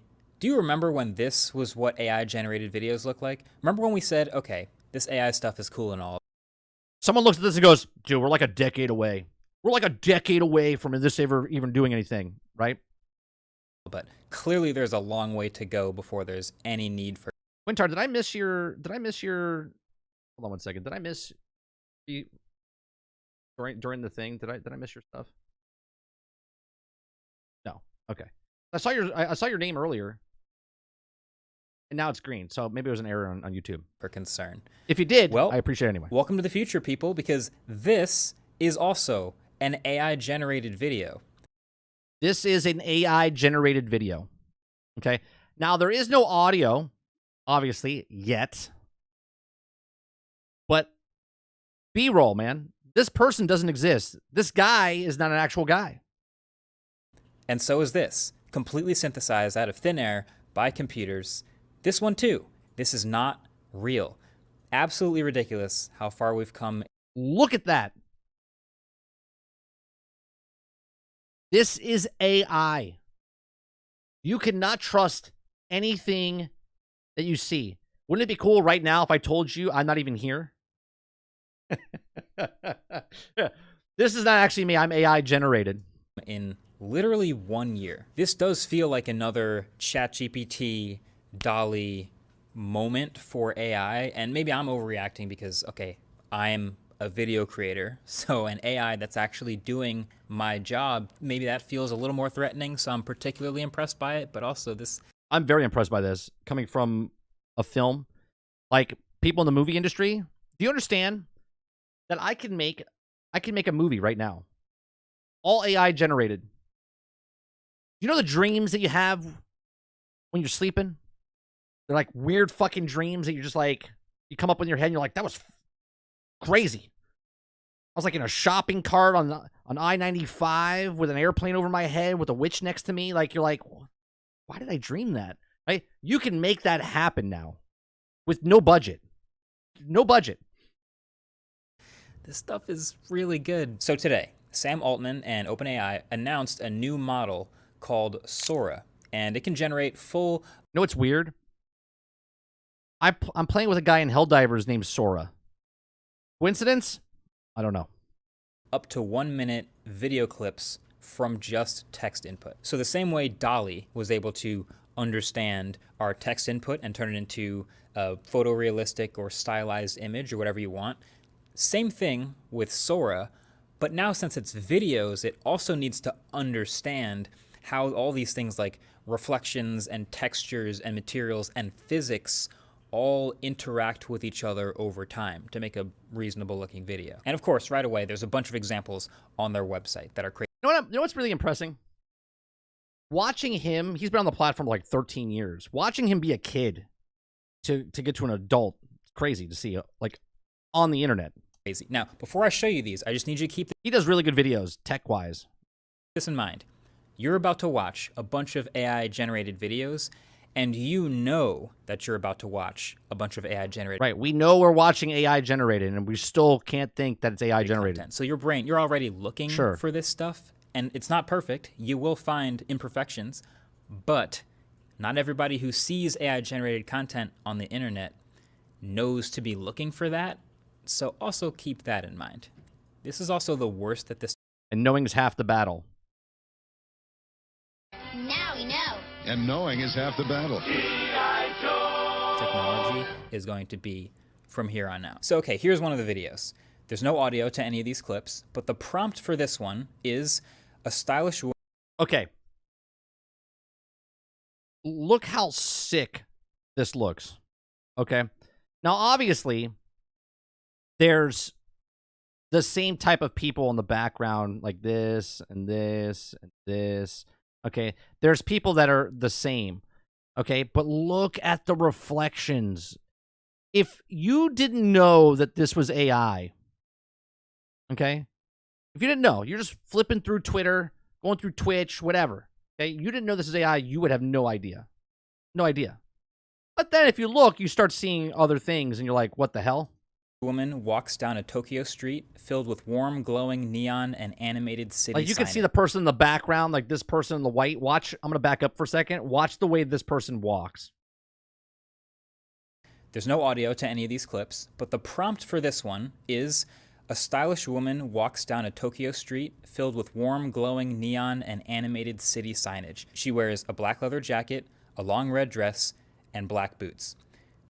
I don't know if you guys can tell, but look at her leg here. Every time she puts her foot down, it literally makes the effect of her leg jiggling, right? Check it out again. A woman walks down a Tokyo street filled with warm, glowing neon and animated city signage. She wears a black leather jacket, a long red dress, and black boots. This video is already miles ahead of where we were. It has accurate lighting, it has materials, it has skin tones, movements, even has reflections all over the place. Now, of course, if you look at it for more than about 10 seconds very closely, there are lots of giveaways. Like this dude in the background kind of looks like he's gliding in a weird way.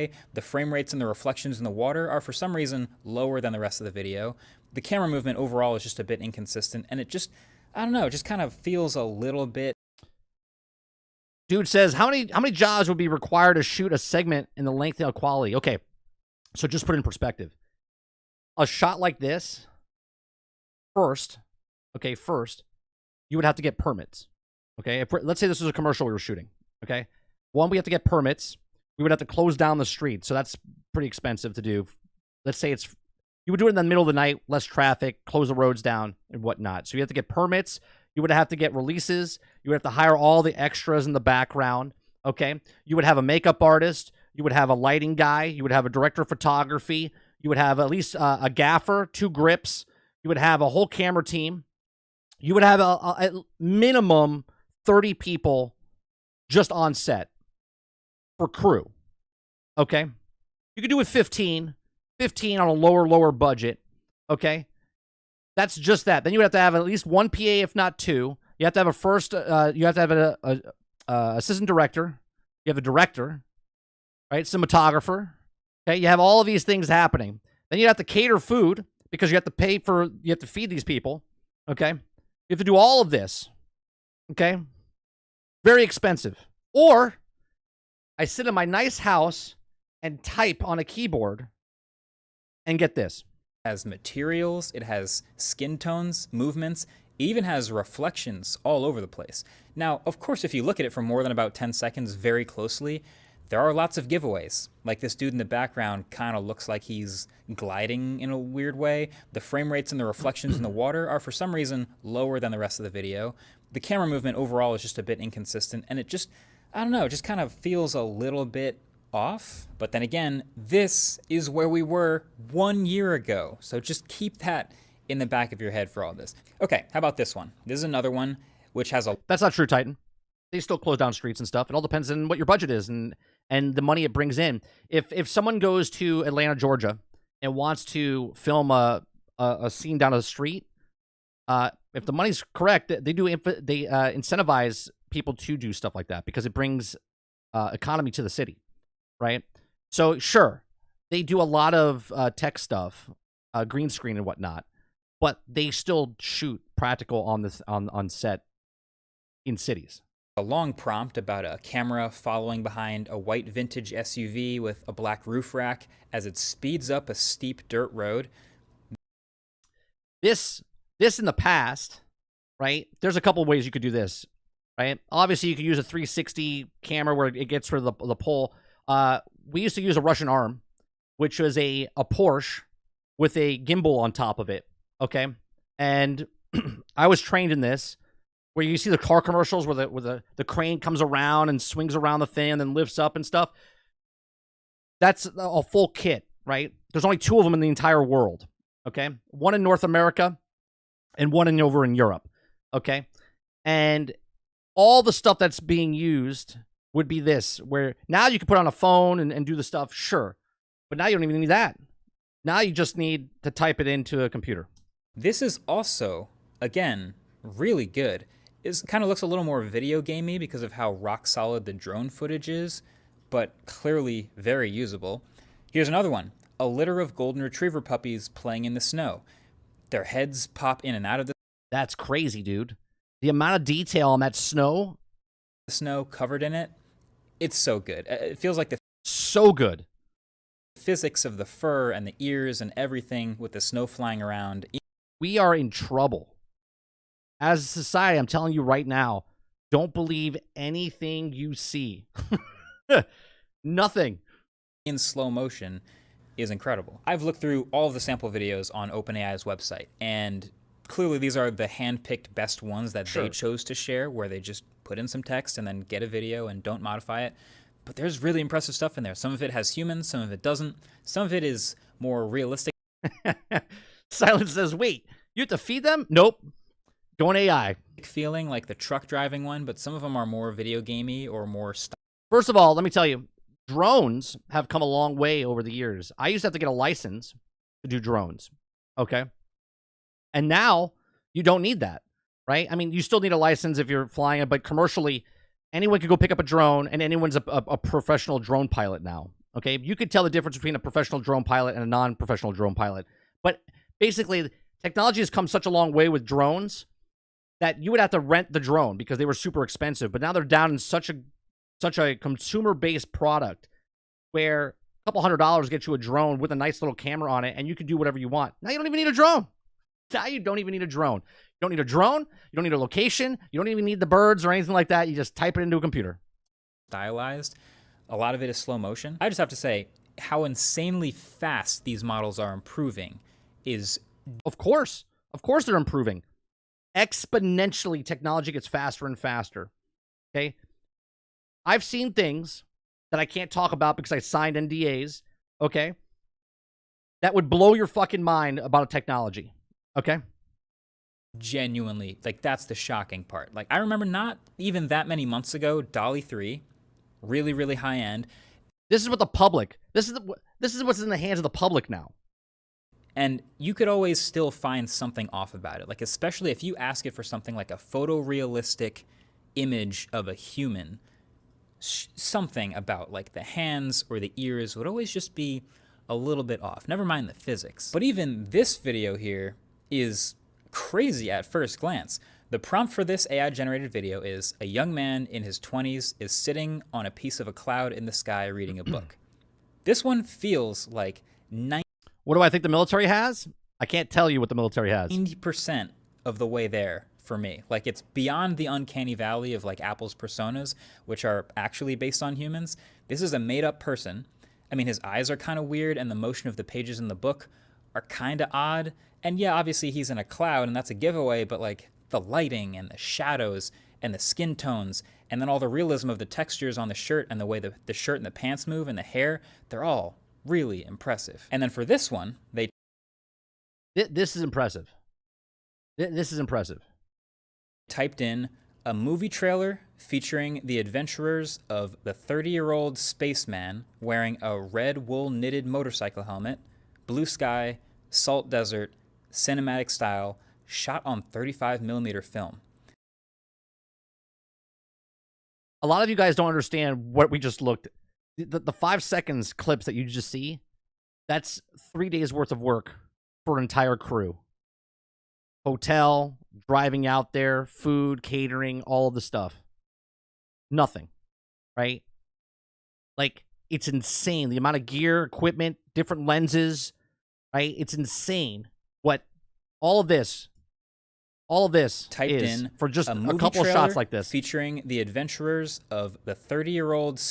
And again, we've come a long way where you don't need all that stuff. You can tell what being shot on an iPhone or an Android, right, compared to what's professionally done, right? Spaceman wearing a red wool knitted motorcycle helmet, blue sky, salt desert, cinematic style, shot on 35mm film. And the close-ups of his face, the fabrics on the helmet. Look, you would think that dude's real. You think that dude has like a family? Maybe he's got 2 kids, right? Lives in a nice house, right? No, he doesn't exist. The film grain through every shot and the cinematic style. This is one of the most convincing AI-generated videos. That practical, that UFO right here, through every shot and the cinematic style. That UFO would cost a couple grand just to build for the set. This is one of the most convincing AI-generated videos I've ever seen. Minus maybe the weird physics of that dude walking kind of in fast motion. So Sam Altman, if you follow him on Twitter, he's going through a whole bunch more of like people's requests and posting a bunch more generated videos. And so if you want to check out his profile, you can see those. But here's the thing about these AI-generated videos now, as good as they've gotten to this point. They can and will pass as real videos. Yes, 100%. To people who are not looking for AI-generated videos. Now, but who's looking for AI-generated videos in the normal public? Nobody. Nobody's looking for AI-generated videos. Now it's going to come to a point where every video that you look is going to be like, is that AI? Right? Like, you have to question everything because of this. Now, that is obviously insanely sketchy during an election year in the U.S. He said it. He said it. And also terrifying for a bunch of other internet-related reasons, but it's also perfect for stock footage. Like, there are already all kinds of presentations. Let me put it in perspective here. I make my emotes and stuff now through AI. Okay? I use AI to help me do the descriptions and the titles, and I have still input of, like, oh, give me 10 things, look at that, take that, change it, do a little bit. But it's sped up my process of doing stuff a lot faster, right? This is a completely different level. Okay, this is a completely different spectrum. Okay, like, there's literally going to be thousands and thousands of people that are out. There will be a movie. Yeah, I was just going to say, Titan, there will be a movie generated that goes on Netflix or in the theaters all by AI. Producers are watering at the mouth right now going, are you kidding me? Right?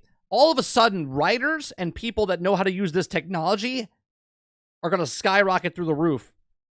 Because now a studio can make a movie and they don't need you. They don't need anybody. One nerd in a room can learn how to use this and make a feature film. It's going to be amazing. And and scary as fuck. Advertisements and then PowerPoints that are in need of oddly specific stock videos, and these AI-generated videos are already good enough to 100% pass for that purpose. Like, look at this one. This one with the... Bro, look at this. No one would think that this is an AI-generated thing. The waves at Big Sur, this drone shot. Honestly, if I saw this on Twitter, I wouldn't even... Someone would take this and put it in their reel and be like, yeah, I did this. Yet they don't know how to fly a drone or anything. Think twice. I'd be like, oh, nice drone shot, dude. Wouldn't even think about AI if I wasn't pixel peeping at, like, the way the water was moving. Like, this is a totally usable video in an ad for some California-based product. And that has all sorts of implications for the drone pilot that no longer needs to be hired, for all the photographers and videographers whose footage no longer needs to be licensed to show up in that ad that's being made. It's already that good. There's other stuff like this wall of teeth. This shot right here, this would be a lot of prep. Again, one, you would have to have the art department go shopping and find old school TVs of all different types and different things. Then you would have to have somebody else try to find all the footage to put on all that stuff. Okay, I'm talking practical wise, by the way. Obviously, technology has changed a lot where you could do this in visual effects by having the television sets there and then key them in with different videos and stuff like that. But I'm talking about practical, where we were to what we are. Okay? To put an art department out. The art department would be a guy or two guys, and those people would go out and try to find as many TVs as thrift stores as possible. Gas, trucks, going to shops, you know what I mean? Lots of different things. Then you would have to find outlets and stuff to plug this in. You would have to have a generator come in, do all this stuff, right? Find the footage of all these things, rent the space that you're filming it in, okay? Crew, all this stuff. And now, type it in. TVs, which would be a totally expensive and difficult thing to shoot with a camera and all of these old expensive props. But if you can just generate it this well with reflections and the environment and everything else around it, I mean, why do it any other way? It's also very capable of historical themed. Oh boy. You could literally pass this as this was a drone shot back in the 1800s. Footage. So this is supposed to be California during the gold rush. It's AI generated, but it could totally pass for the opening scene. Did you see what it said? It said, except for those horses vanishing. It's AI except for the horses vanishing. Generated, but it could totally pass for the opening scene in an old Western with the right music over it. How long until an entire ad, every single shot is completely generated with AI? Or what about an entire YouTube video? Even the flying of it, it doesn't even look like a drone. It looks like it's being driven on a crane back in the day. Or an entire movie. The water doesn't look right. Oh, the only reason you're saying that in an old is Western because we know it's AI generated. With the right music over it. How long until an entire ad, every single shot is completely generated with AI? Or what about an entire YouTube video? Or an entire movie? I'm tempted to say like we're a long way away from that because, you know, this still has flaws clearly and there's no sound and there's a long way to go with the prompt engineering to iron these things out. But then again, the spaghetti was like... Ron Slusher says AI-generated porno movies. Yeah, but who's that hurting? A year ago. Now, actually, like that OpenAI on their website, they show some of the downfalls, too, of this particular model. And because who would know better than the people who have been using it? This is a very private tool, by the way, right now. It's in super limited access, so it's in the hands of red teamers, which basically means people testing it, pushing the limits, trying to break it. And the question is, why are they coming out? Why are they showing it to us now? Right? Because now they only have a couple people doing this and feeding information. But once it goes full-fledged chat, GPT, okay? Cat GTP? Is it GTP or GPT? GTP. Cat GTP. Okay? Like, the exponentially gets faster and better. This is just with the red team using it. Whatever that fucking means. The red team. Okay? Nintendo's in the operations. When blue and green come in, it'll be different. And a few trusted creators. But they have found plenty of weird edge stuff. Like this clip here of a bunch of gray wolf pups. Looks normal at first, but then it's pretty clear that something's off Demon with the way Satans. they're just kind of appearing out of nowhere and walking through each other. That's kind of weird.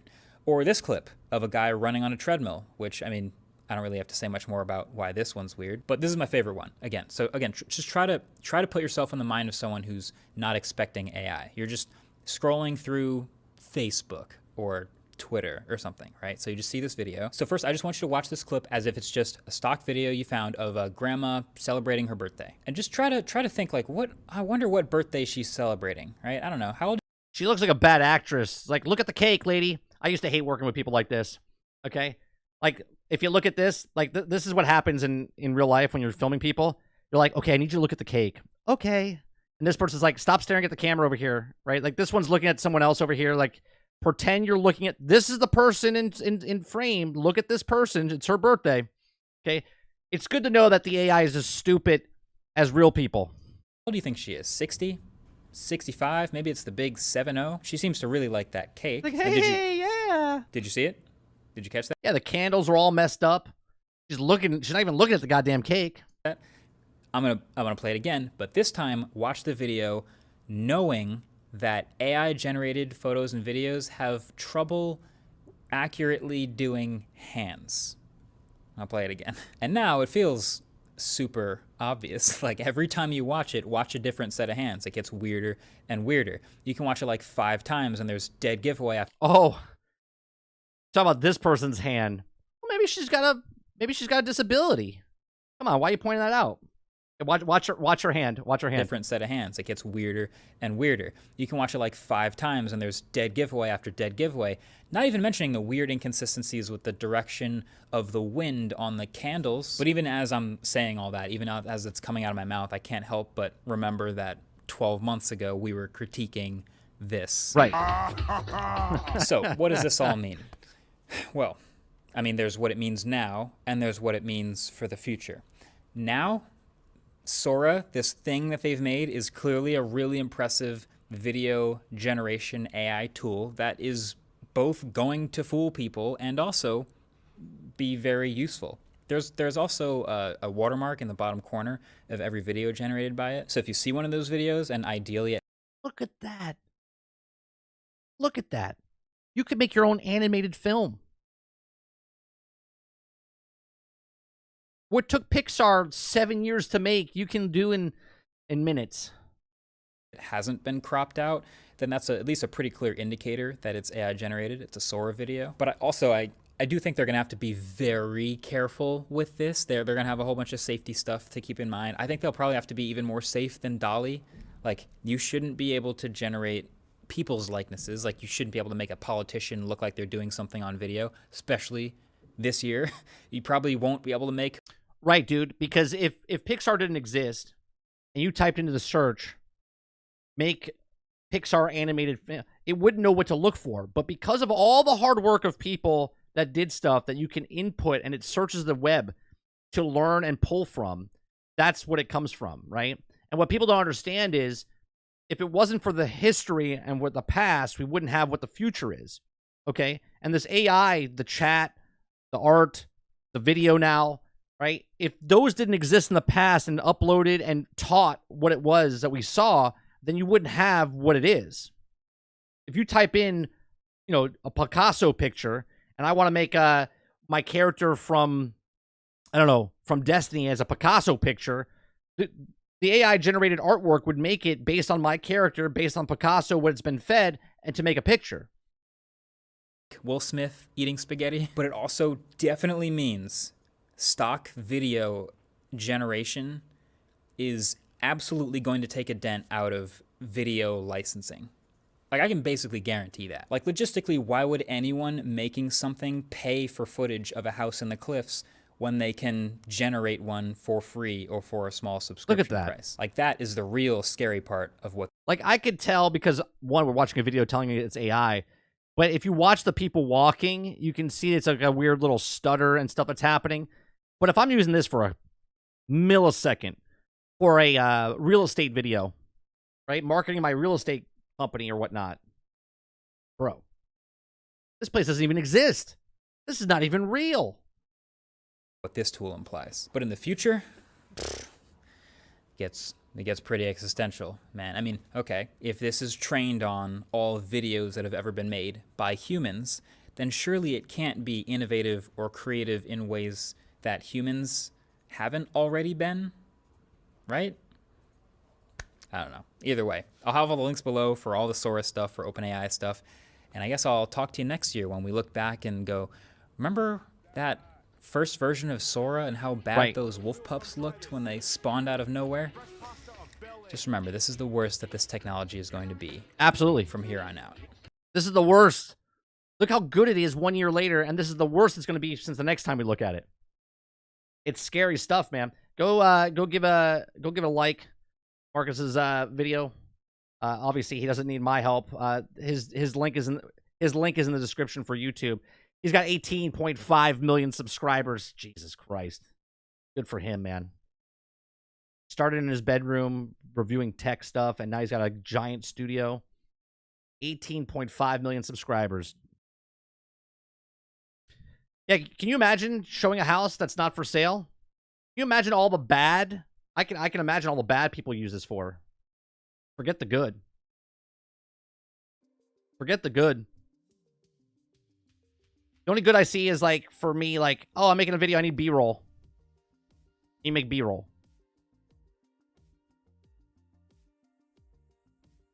Crazy. I thought this when this came out, right? When this came out, and you no longer needed a giant camera with lens changes and stuff like that. Okay? When this came out, I was like, oh man, the industry has changed. Now you don't even need that. You don't even need a camera. You don't need anything. You just need to know how to type. All you have to do is type.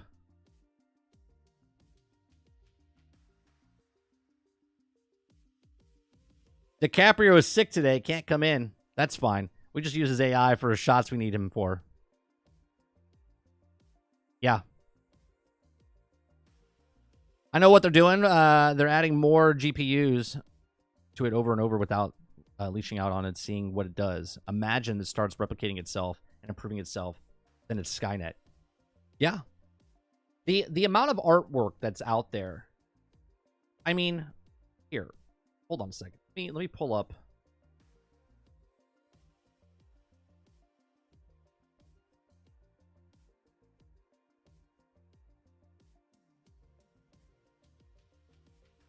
Look at these pictures of art. Okay? Look at these pictures of art. Look at this girl. Look how pretty she looks. She's not real. She's not real. Okay?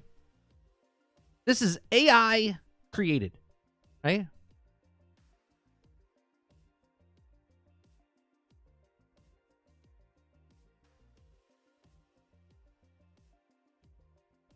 How badass that looks. She's real to me. Right? Look at this.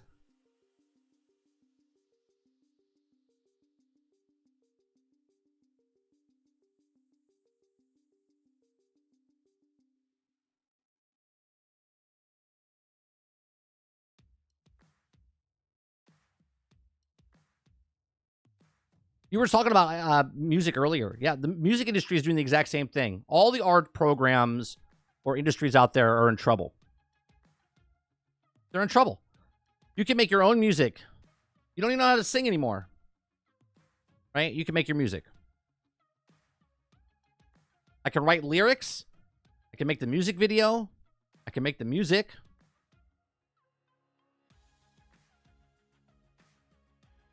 Look at this.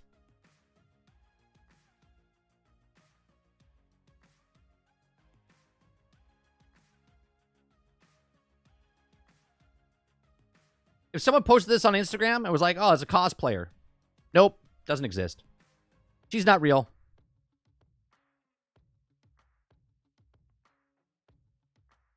Look at this fine gentleman actor. Nope, doesn't exist.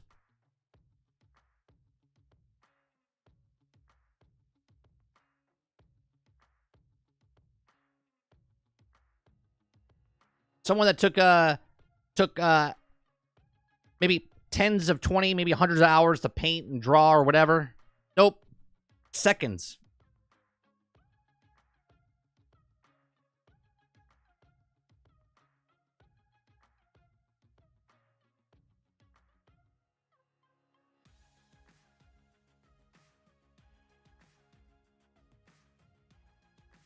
I need a thumbnail.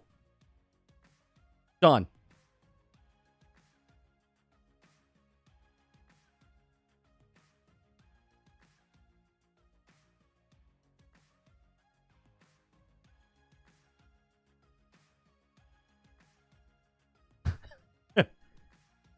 A gator guy riding a scooter in Miami.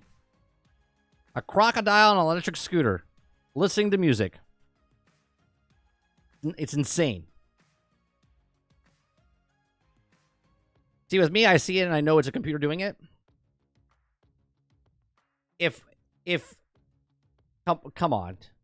You think this is a computer doing this? If I showed you this, you would think this is a computer. You would think this is computer animated. Obviously, if you're looking at the text, you would know, right?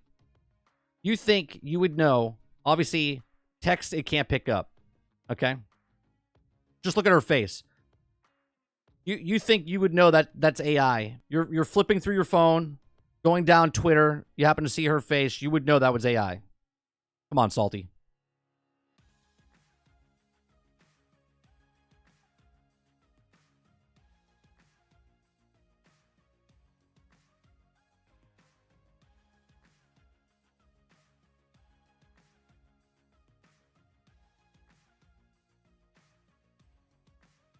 Good minigame.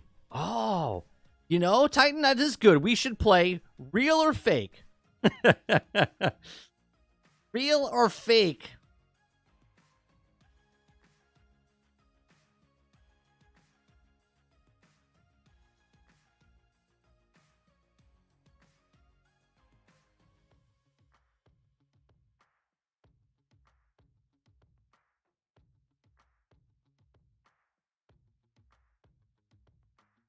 I'm talking about the last image. That's a different level.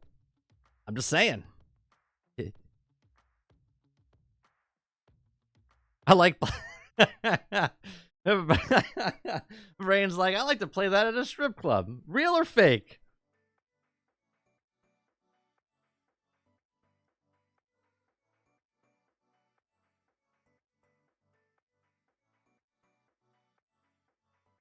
Like, would not know. You would not know if this is real or fake.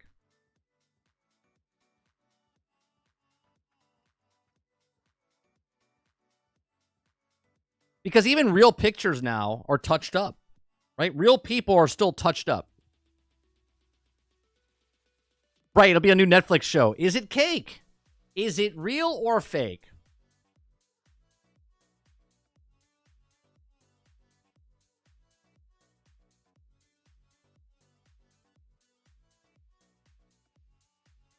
You could tell with that one? Well, that's my best friend. So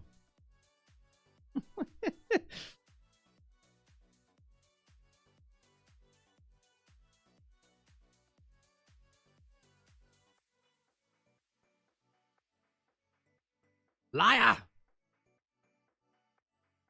Here, look, I did some I typed in Helldivers. And this is what popped up. Okay. Helldivers. This is what popped up. I just did it.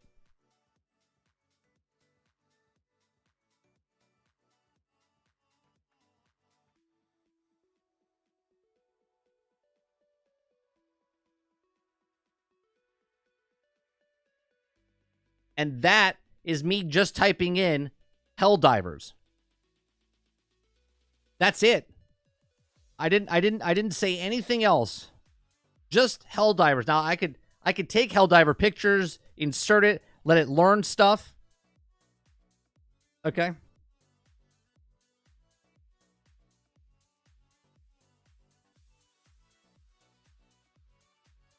But who cares? We just want pleasing quality images. Exactly right. No, is it fake or is it fake? That's what we'll play. That's what we'll play. Is it fake or is it fake? Like, I think it's fake. Sorry, you're wrong. It's fake.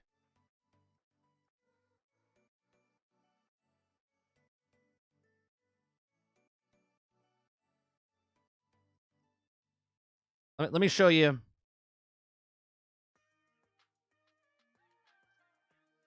Let me show you.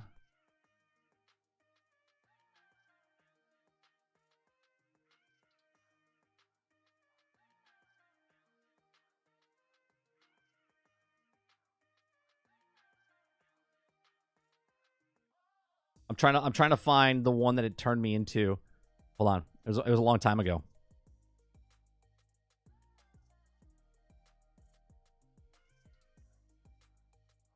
All right, you're gonna laugh at this. Are you ready? This is what it turned me into. Now I fed an image of me, okay, and I said make me into a biker, okay.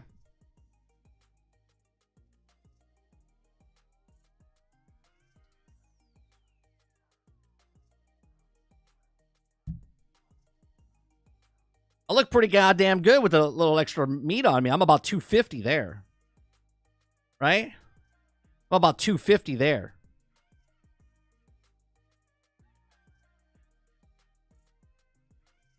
I'm looking forward. I'm looking forward to 54-year-old me. Sure, that's an old picture of you, Mike? No. No. Got a little bit of fatness in my face. Look damn good.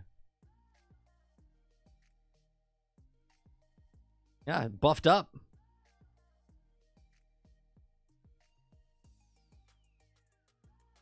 Here's me. Here's me as a Diablo character. Okay, this is what it made me as a Diablo character. Okay. Same picture. I said, make me into a Diablo 3-4 character.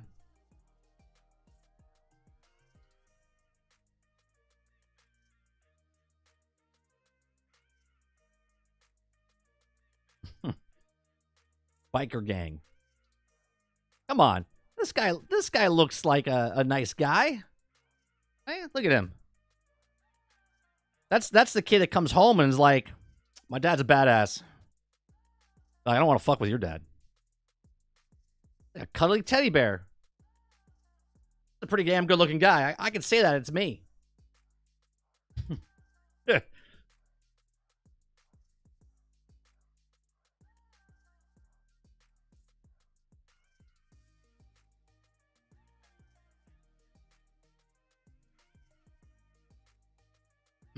I have another one. Hold on. This is another one right here. It changed my. This doesn't really look like me, but this is what it made me look like.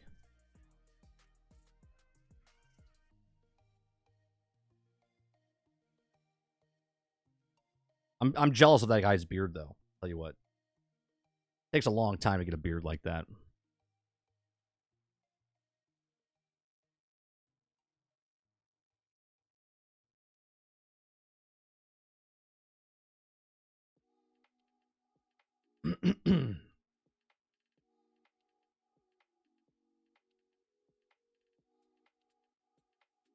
Then it made some cool things like this.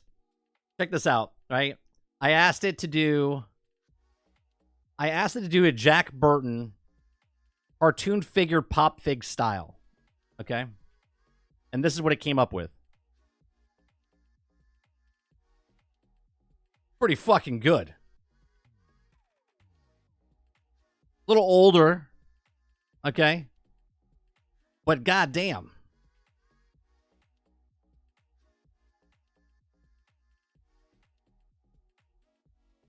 I'd buy that pop figure. I would buy that figurine. All right? Some good stuff right here.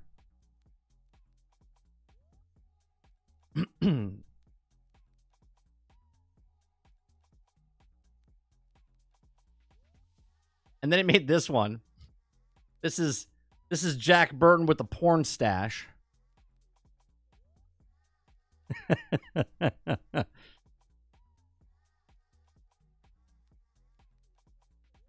Oh, is that how long your beard is now, Brain?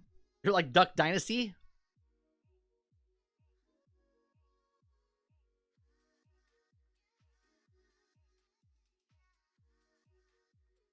And when I was trying to make the Starfield, The Adventures of Jack Burton, check this out. This is so epic. This is it just makes him too old. I don't know why. Right?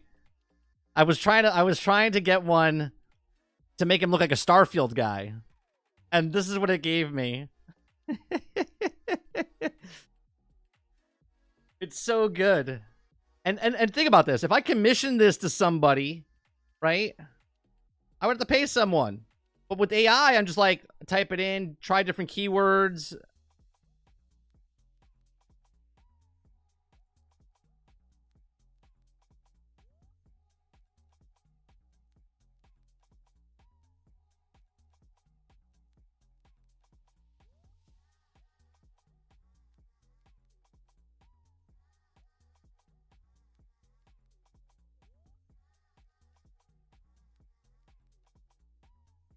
And that's where we got this. This is our emote, right? This is our emote. There's the trash night. It took me about 5 times to type it in to come up with something. There it is. That's what it looks like in a bigger form.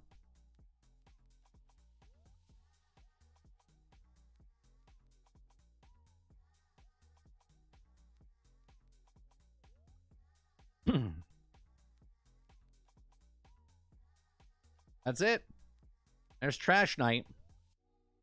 Here's a couple of the other ones. Hold on. This is a couple of the other ones that it had.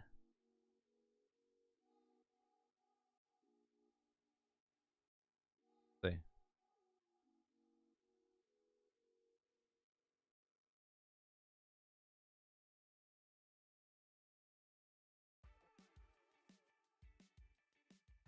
All right, there was that one. There's that one. There's that one. There's that one. I like the one that we picked. You're gonna blacklist me? All right, have a good one.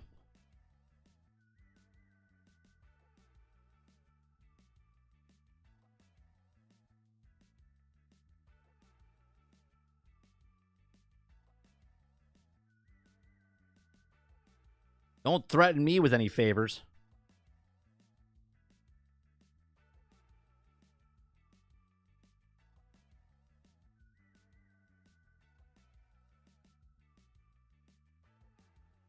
Here, we'll do one. We'll do one right now, right? Let's do one. Okay. Give me some keywords. Right? Give me some keywords, chat. Let's put something together here. Let's see what it comes up with. What would you like? Let's make up something.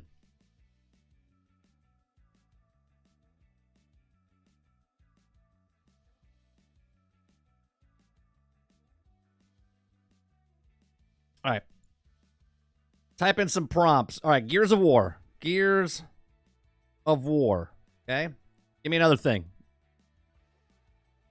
IGN. Okay? Give me another thing. AAA. AAA game. Without microtransactions? Without MTXs. Okay.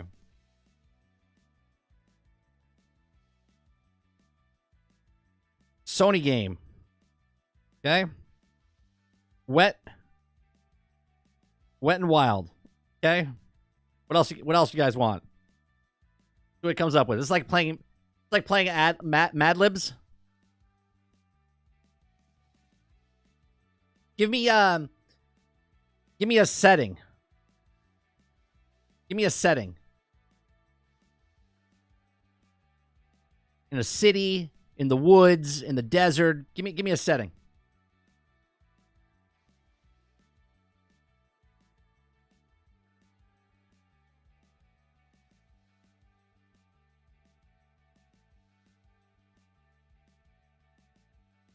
Based in the desert. Steampunk. Okay.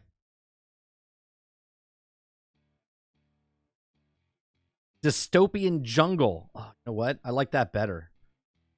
I like dystopian jungle better than based in the dystopian jungle steampunk. Okay, I think we got some good stuff here. All right, give me male or female. Give me a male or female.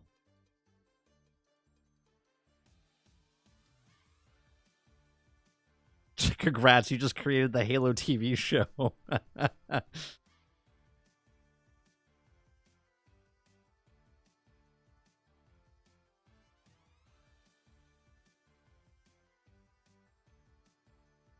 Tall female in mid-20s.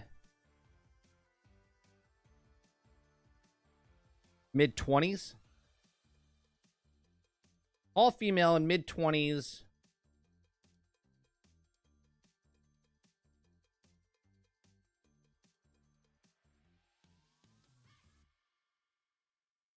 All right. Mid-60s, we'll do that next. Okay, mid-20s. All right, so we got tall female, mid-20s, very good-looking, Gears of War, IGN, AAA game without microtransactions, Sony game, Wet and Wild, based in a dystopian jungle steampunk. All right, here we go. Let's do 4 pictures. 4 pictures. Let's generate. Let's see what we get.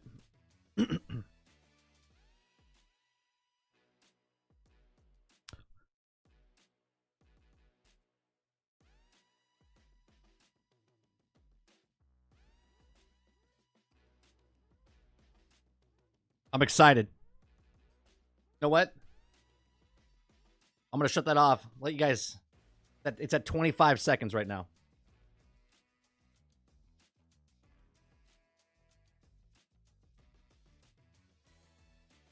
All right, here we go. There you go. Looks fucking good. Yeah, it's Leonardo. Sorry, Leonardo AI. Right? That looks pretty fucking good. There's 1. There's 2.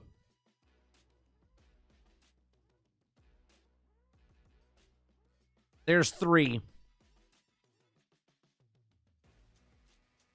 And there's 4.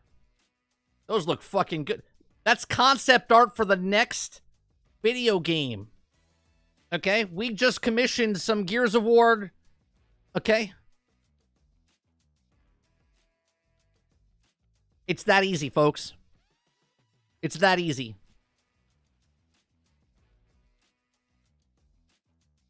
I know those last 2 faces. Yeah, they probably took it from like a mixture of The Last of Us with like, because you said Sony game. So it pulled from The Last of Us / Halo. 100%.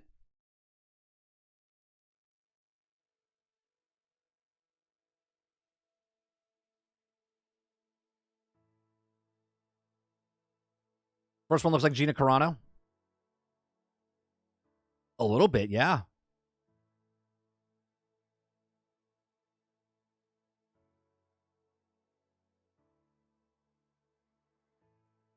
Looks pretty fucking good, right?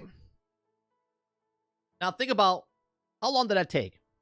If I commissioned someone to do this and they actually had to draw it, paint it, whatever, I just stole someone's job. Just stole someone's job. I need you to make me a concept art of, and it'll be like, now imagine giving that same example. I need you to draw me a picture of a tall female in her mid-20s. Okay? Now what we're going to do, mid-60s. Didn't change anything else. Okay? Didn't change anything else. Mid-60s. And let's see what happens.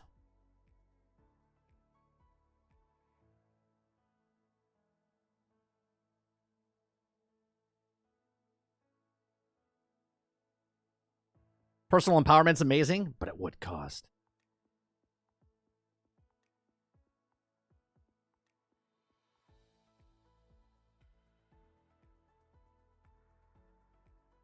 Now, wait a minute.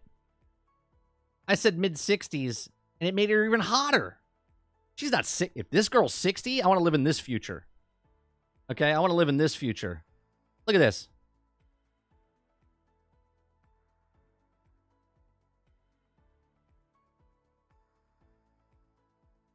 If she's 60, fuck. I gotta get in shape.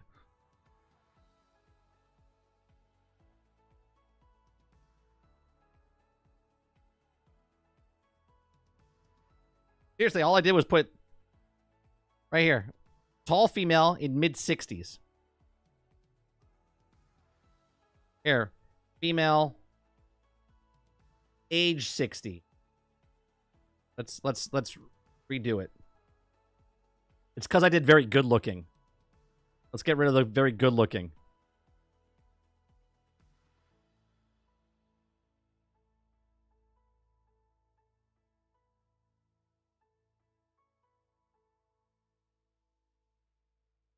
Change mid-60s to old. Let's see what happens.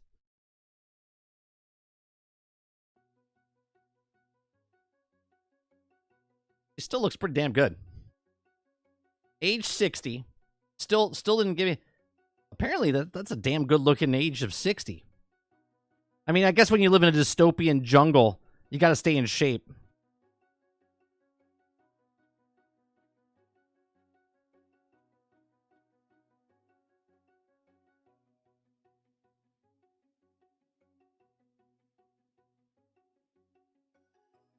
All right.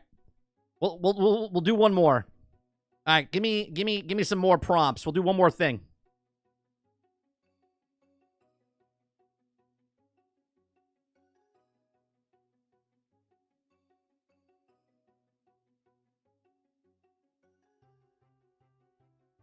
All right, Argus.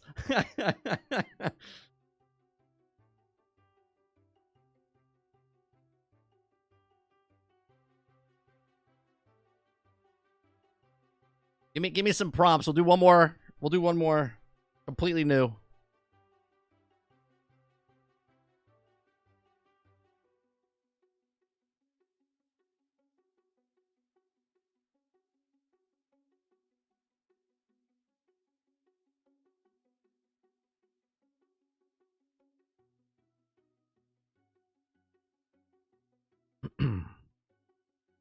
What'd you guys say earlier? Cyberpunk? No. Daily YouTube chat host?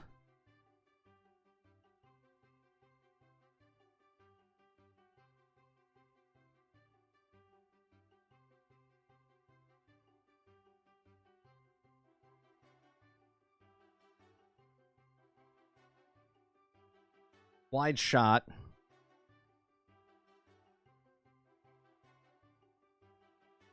Wide shot, daily YouTube chat host. You want me to put Asmongold? Okay.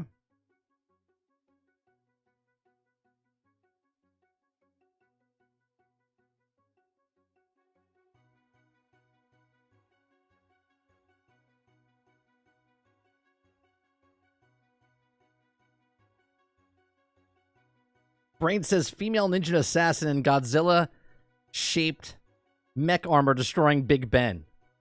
I mean, fuck. That's good. Let's do it.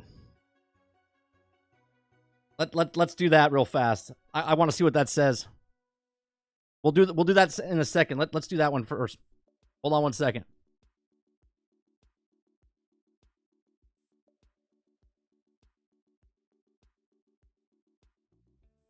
All right, hold on.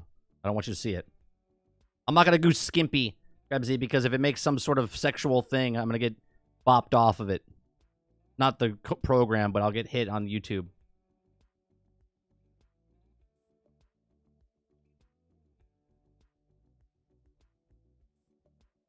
Okay, 29 sec. Okay. So I just put exactly what Brain said. Okay. That's picture one. Okay.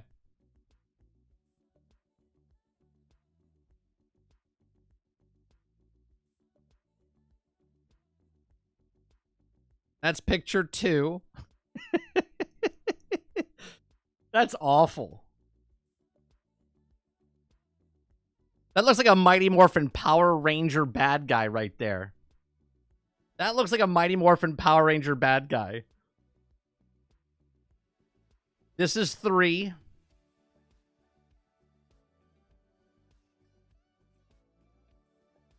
And here's 4.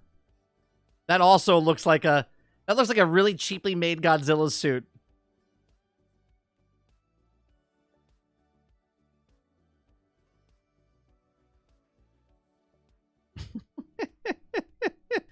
Check for the zipper. That's pretty funny.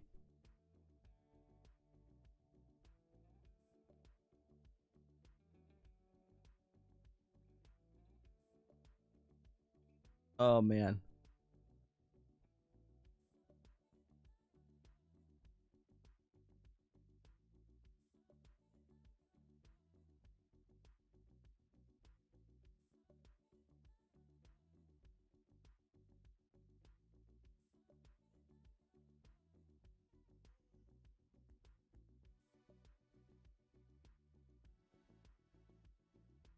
Now make the suit in the 60s. Yeah. I'll tell you what, though, man. Technology, it's crazy. How fast it goes. It's crazy how fast it is. So, on today's show, we talked about Helldivers. We talked about Sea of Thieves. We talked about Baldur's Gate and Larian Studios and how the industry should be. And we talked about the future of dystopian world of where anyone can make a video and make it whatever they want in the future. If you like what we do here, we do this Monday through Thursday from 10 o'clock in the morning till noon Eastern. We're live. So hit that like button, hit that subscribe button. If you'd like to go above and beyond that, you can become a member as little as $5. We'll be live tonight, 8 p.m. Eastern. We're going to be playing some Helldivers, or I would like to play Helldivers tonight. So if anybody wants to play Helldivers, come on by. And if someone happens to be in Helldivers ahead of time and you're on my friends list, let me know, and then we can join you, and then we can have a 4-man squad go in and play. We go live at 8 o'clock. I'll try to get on around like 7:30 to see if I can get into the ship or whatnot before the stream goes live. I appreciate it very much for you guys coming out and hanging out with us each and every single day. Thank you very much, and I'll see you guys on the next one. Peace.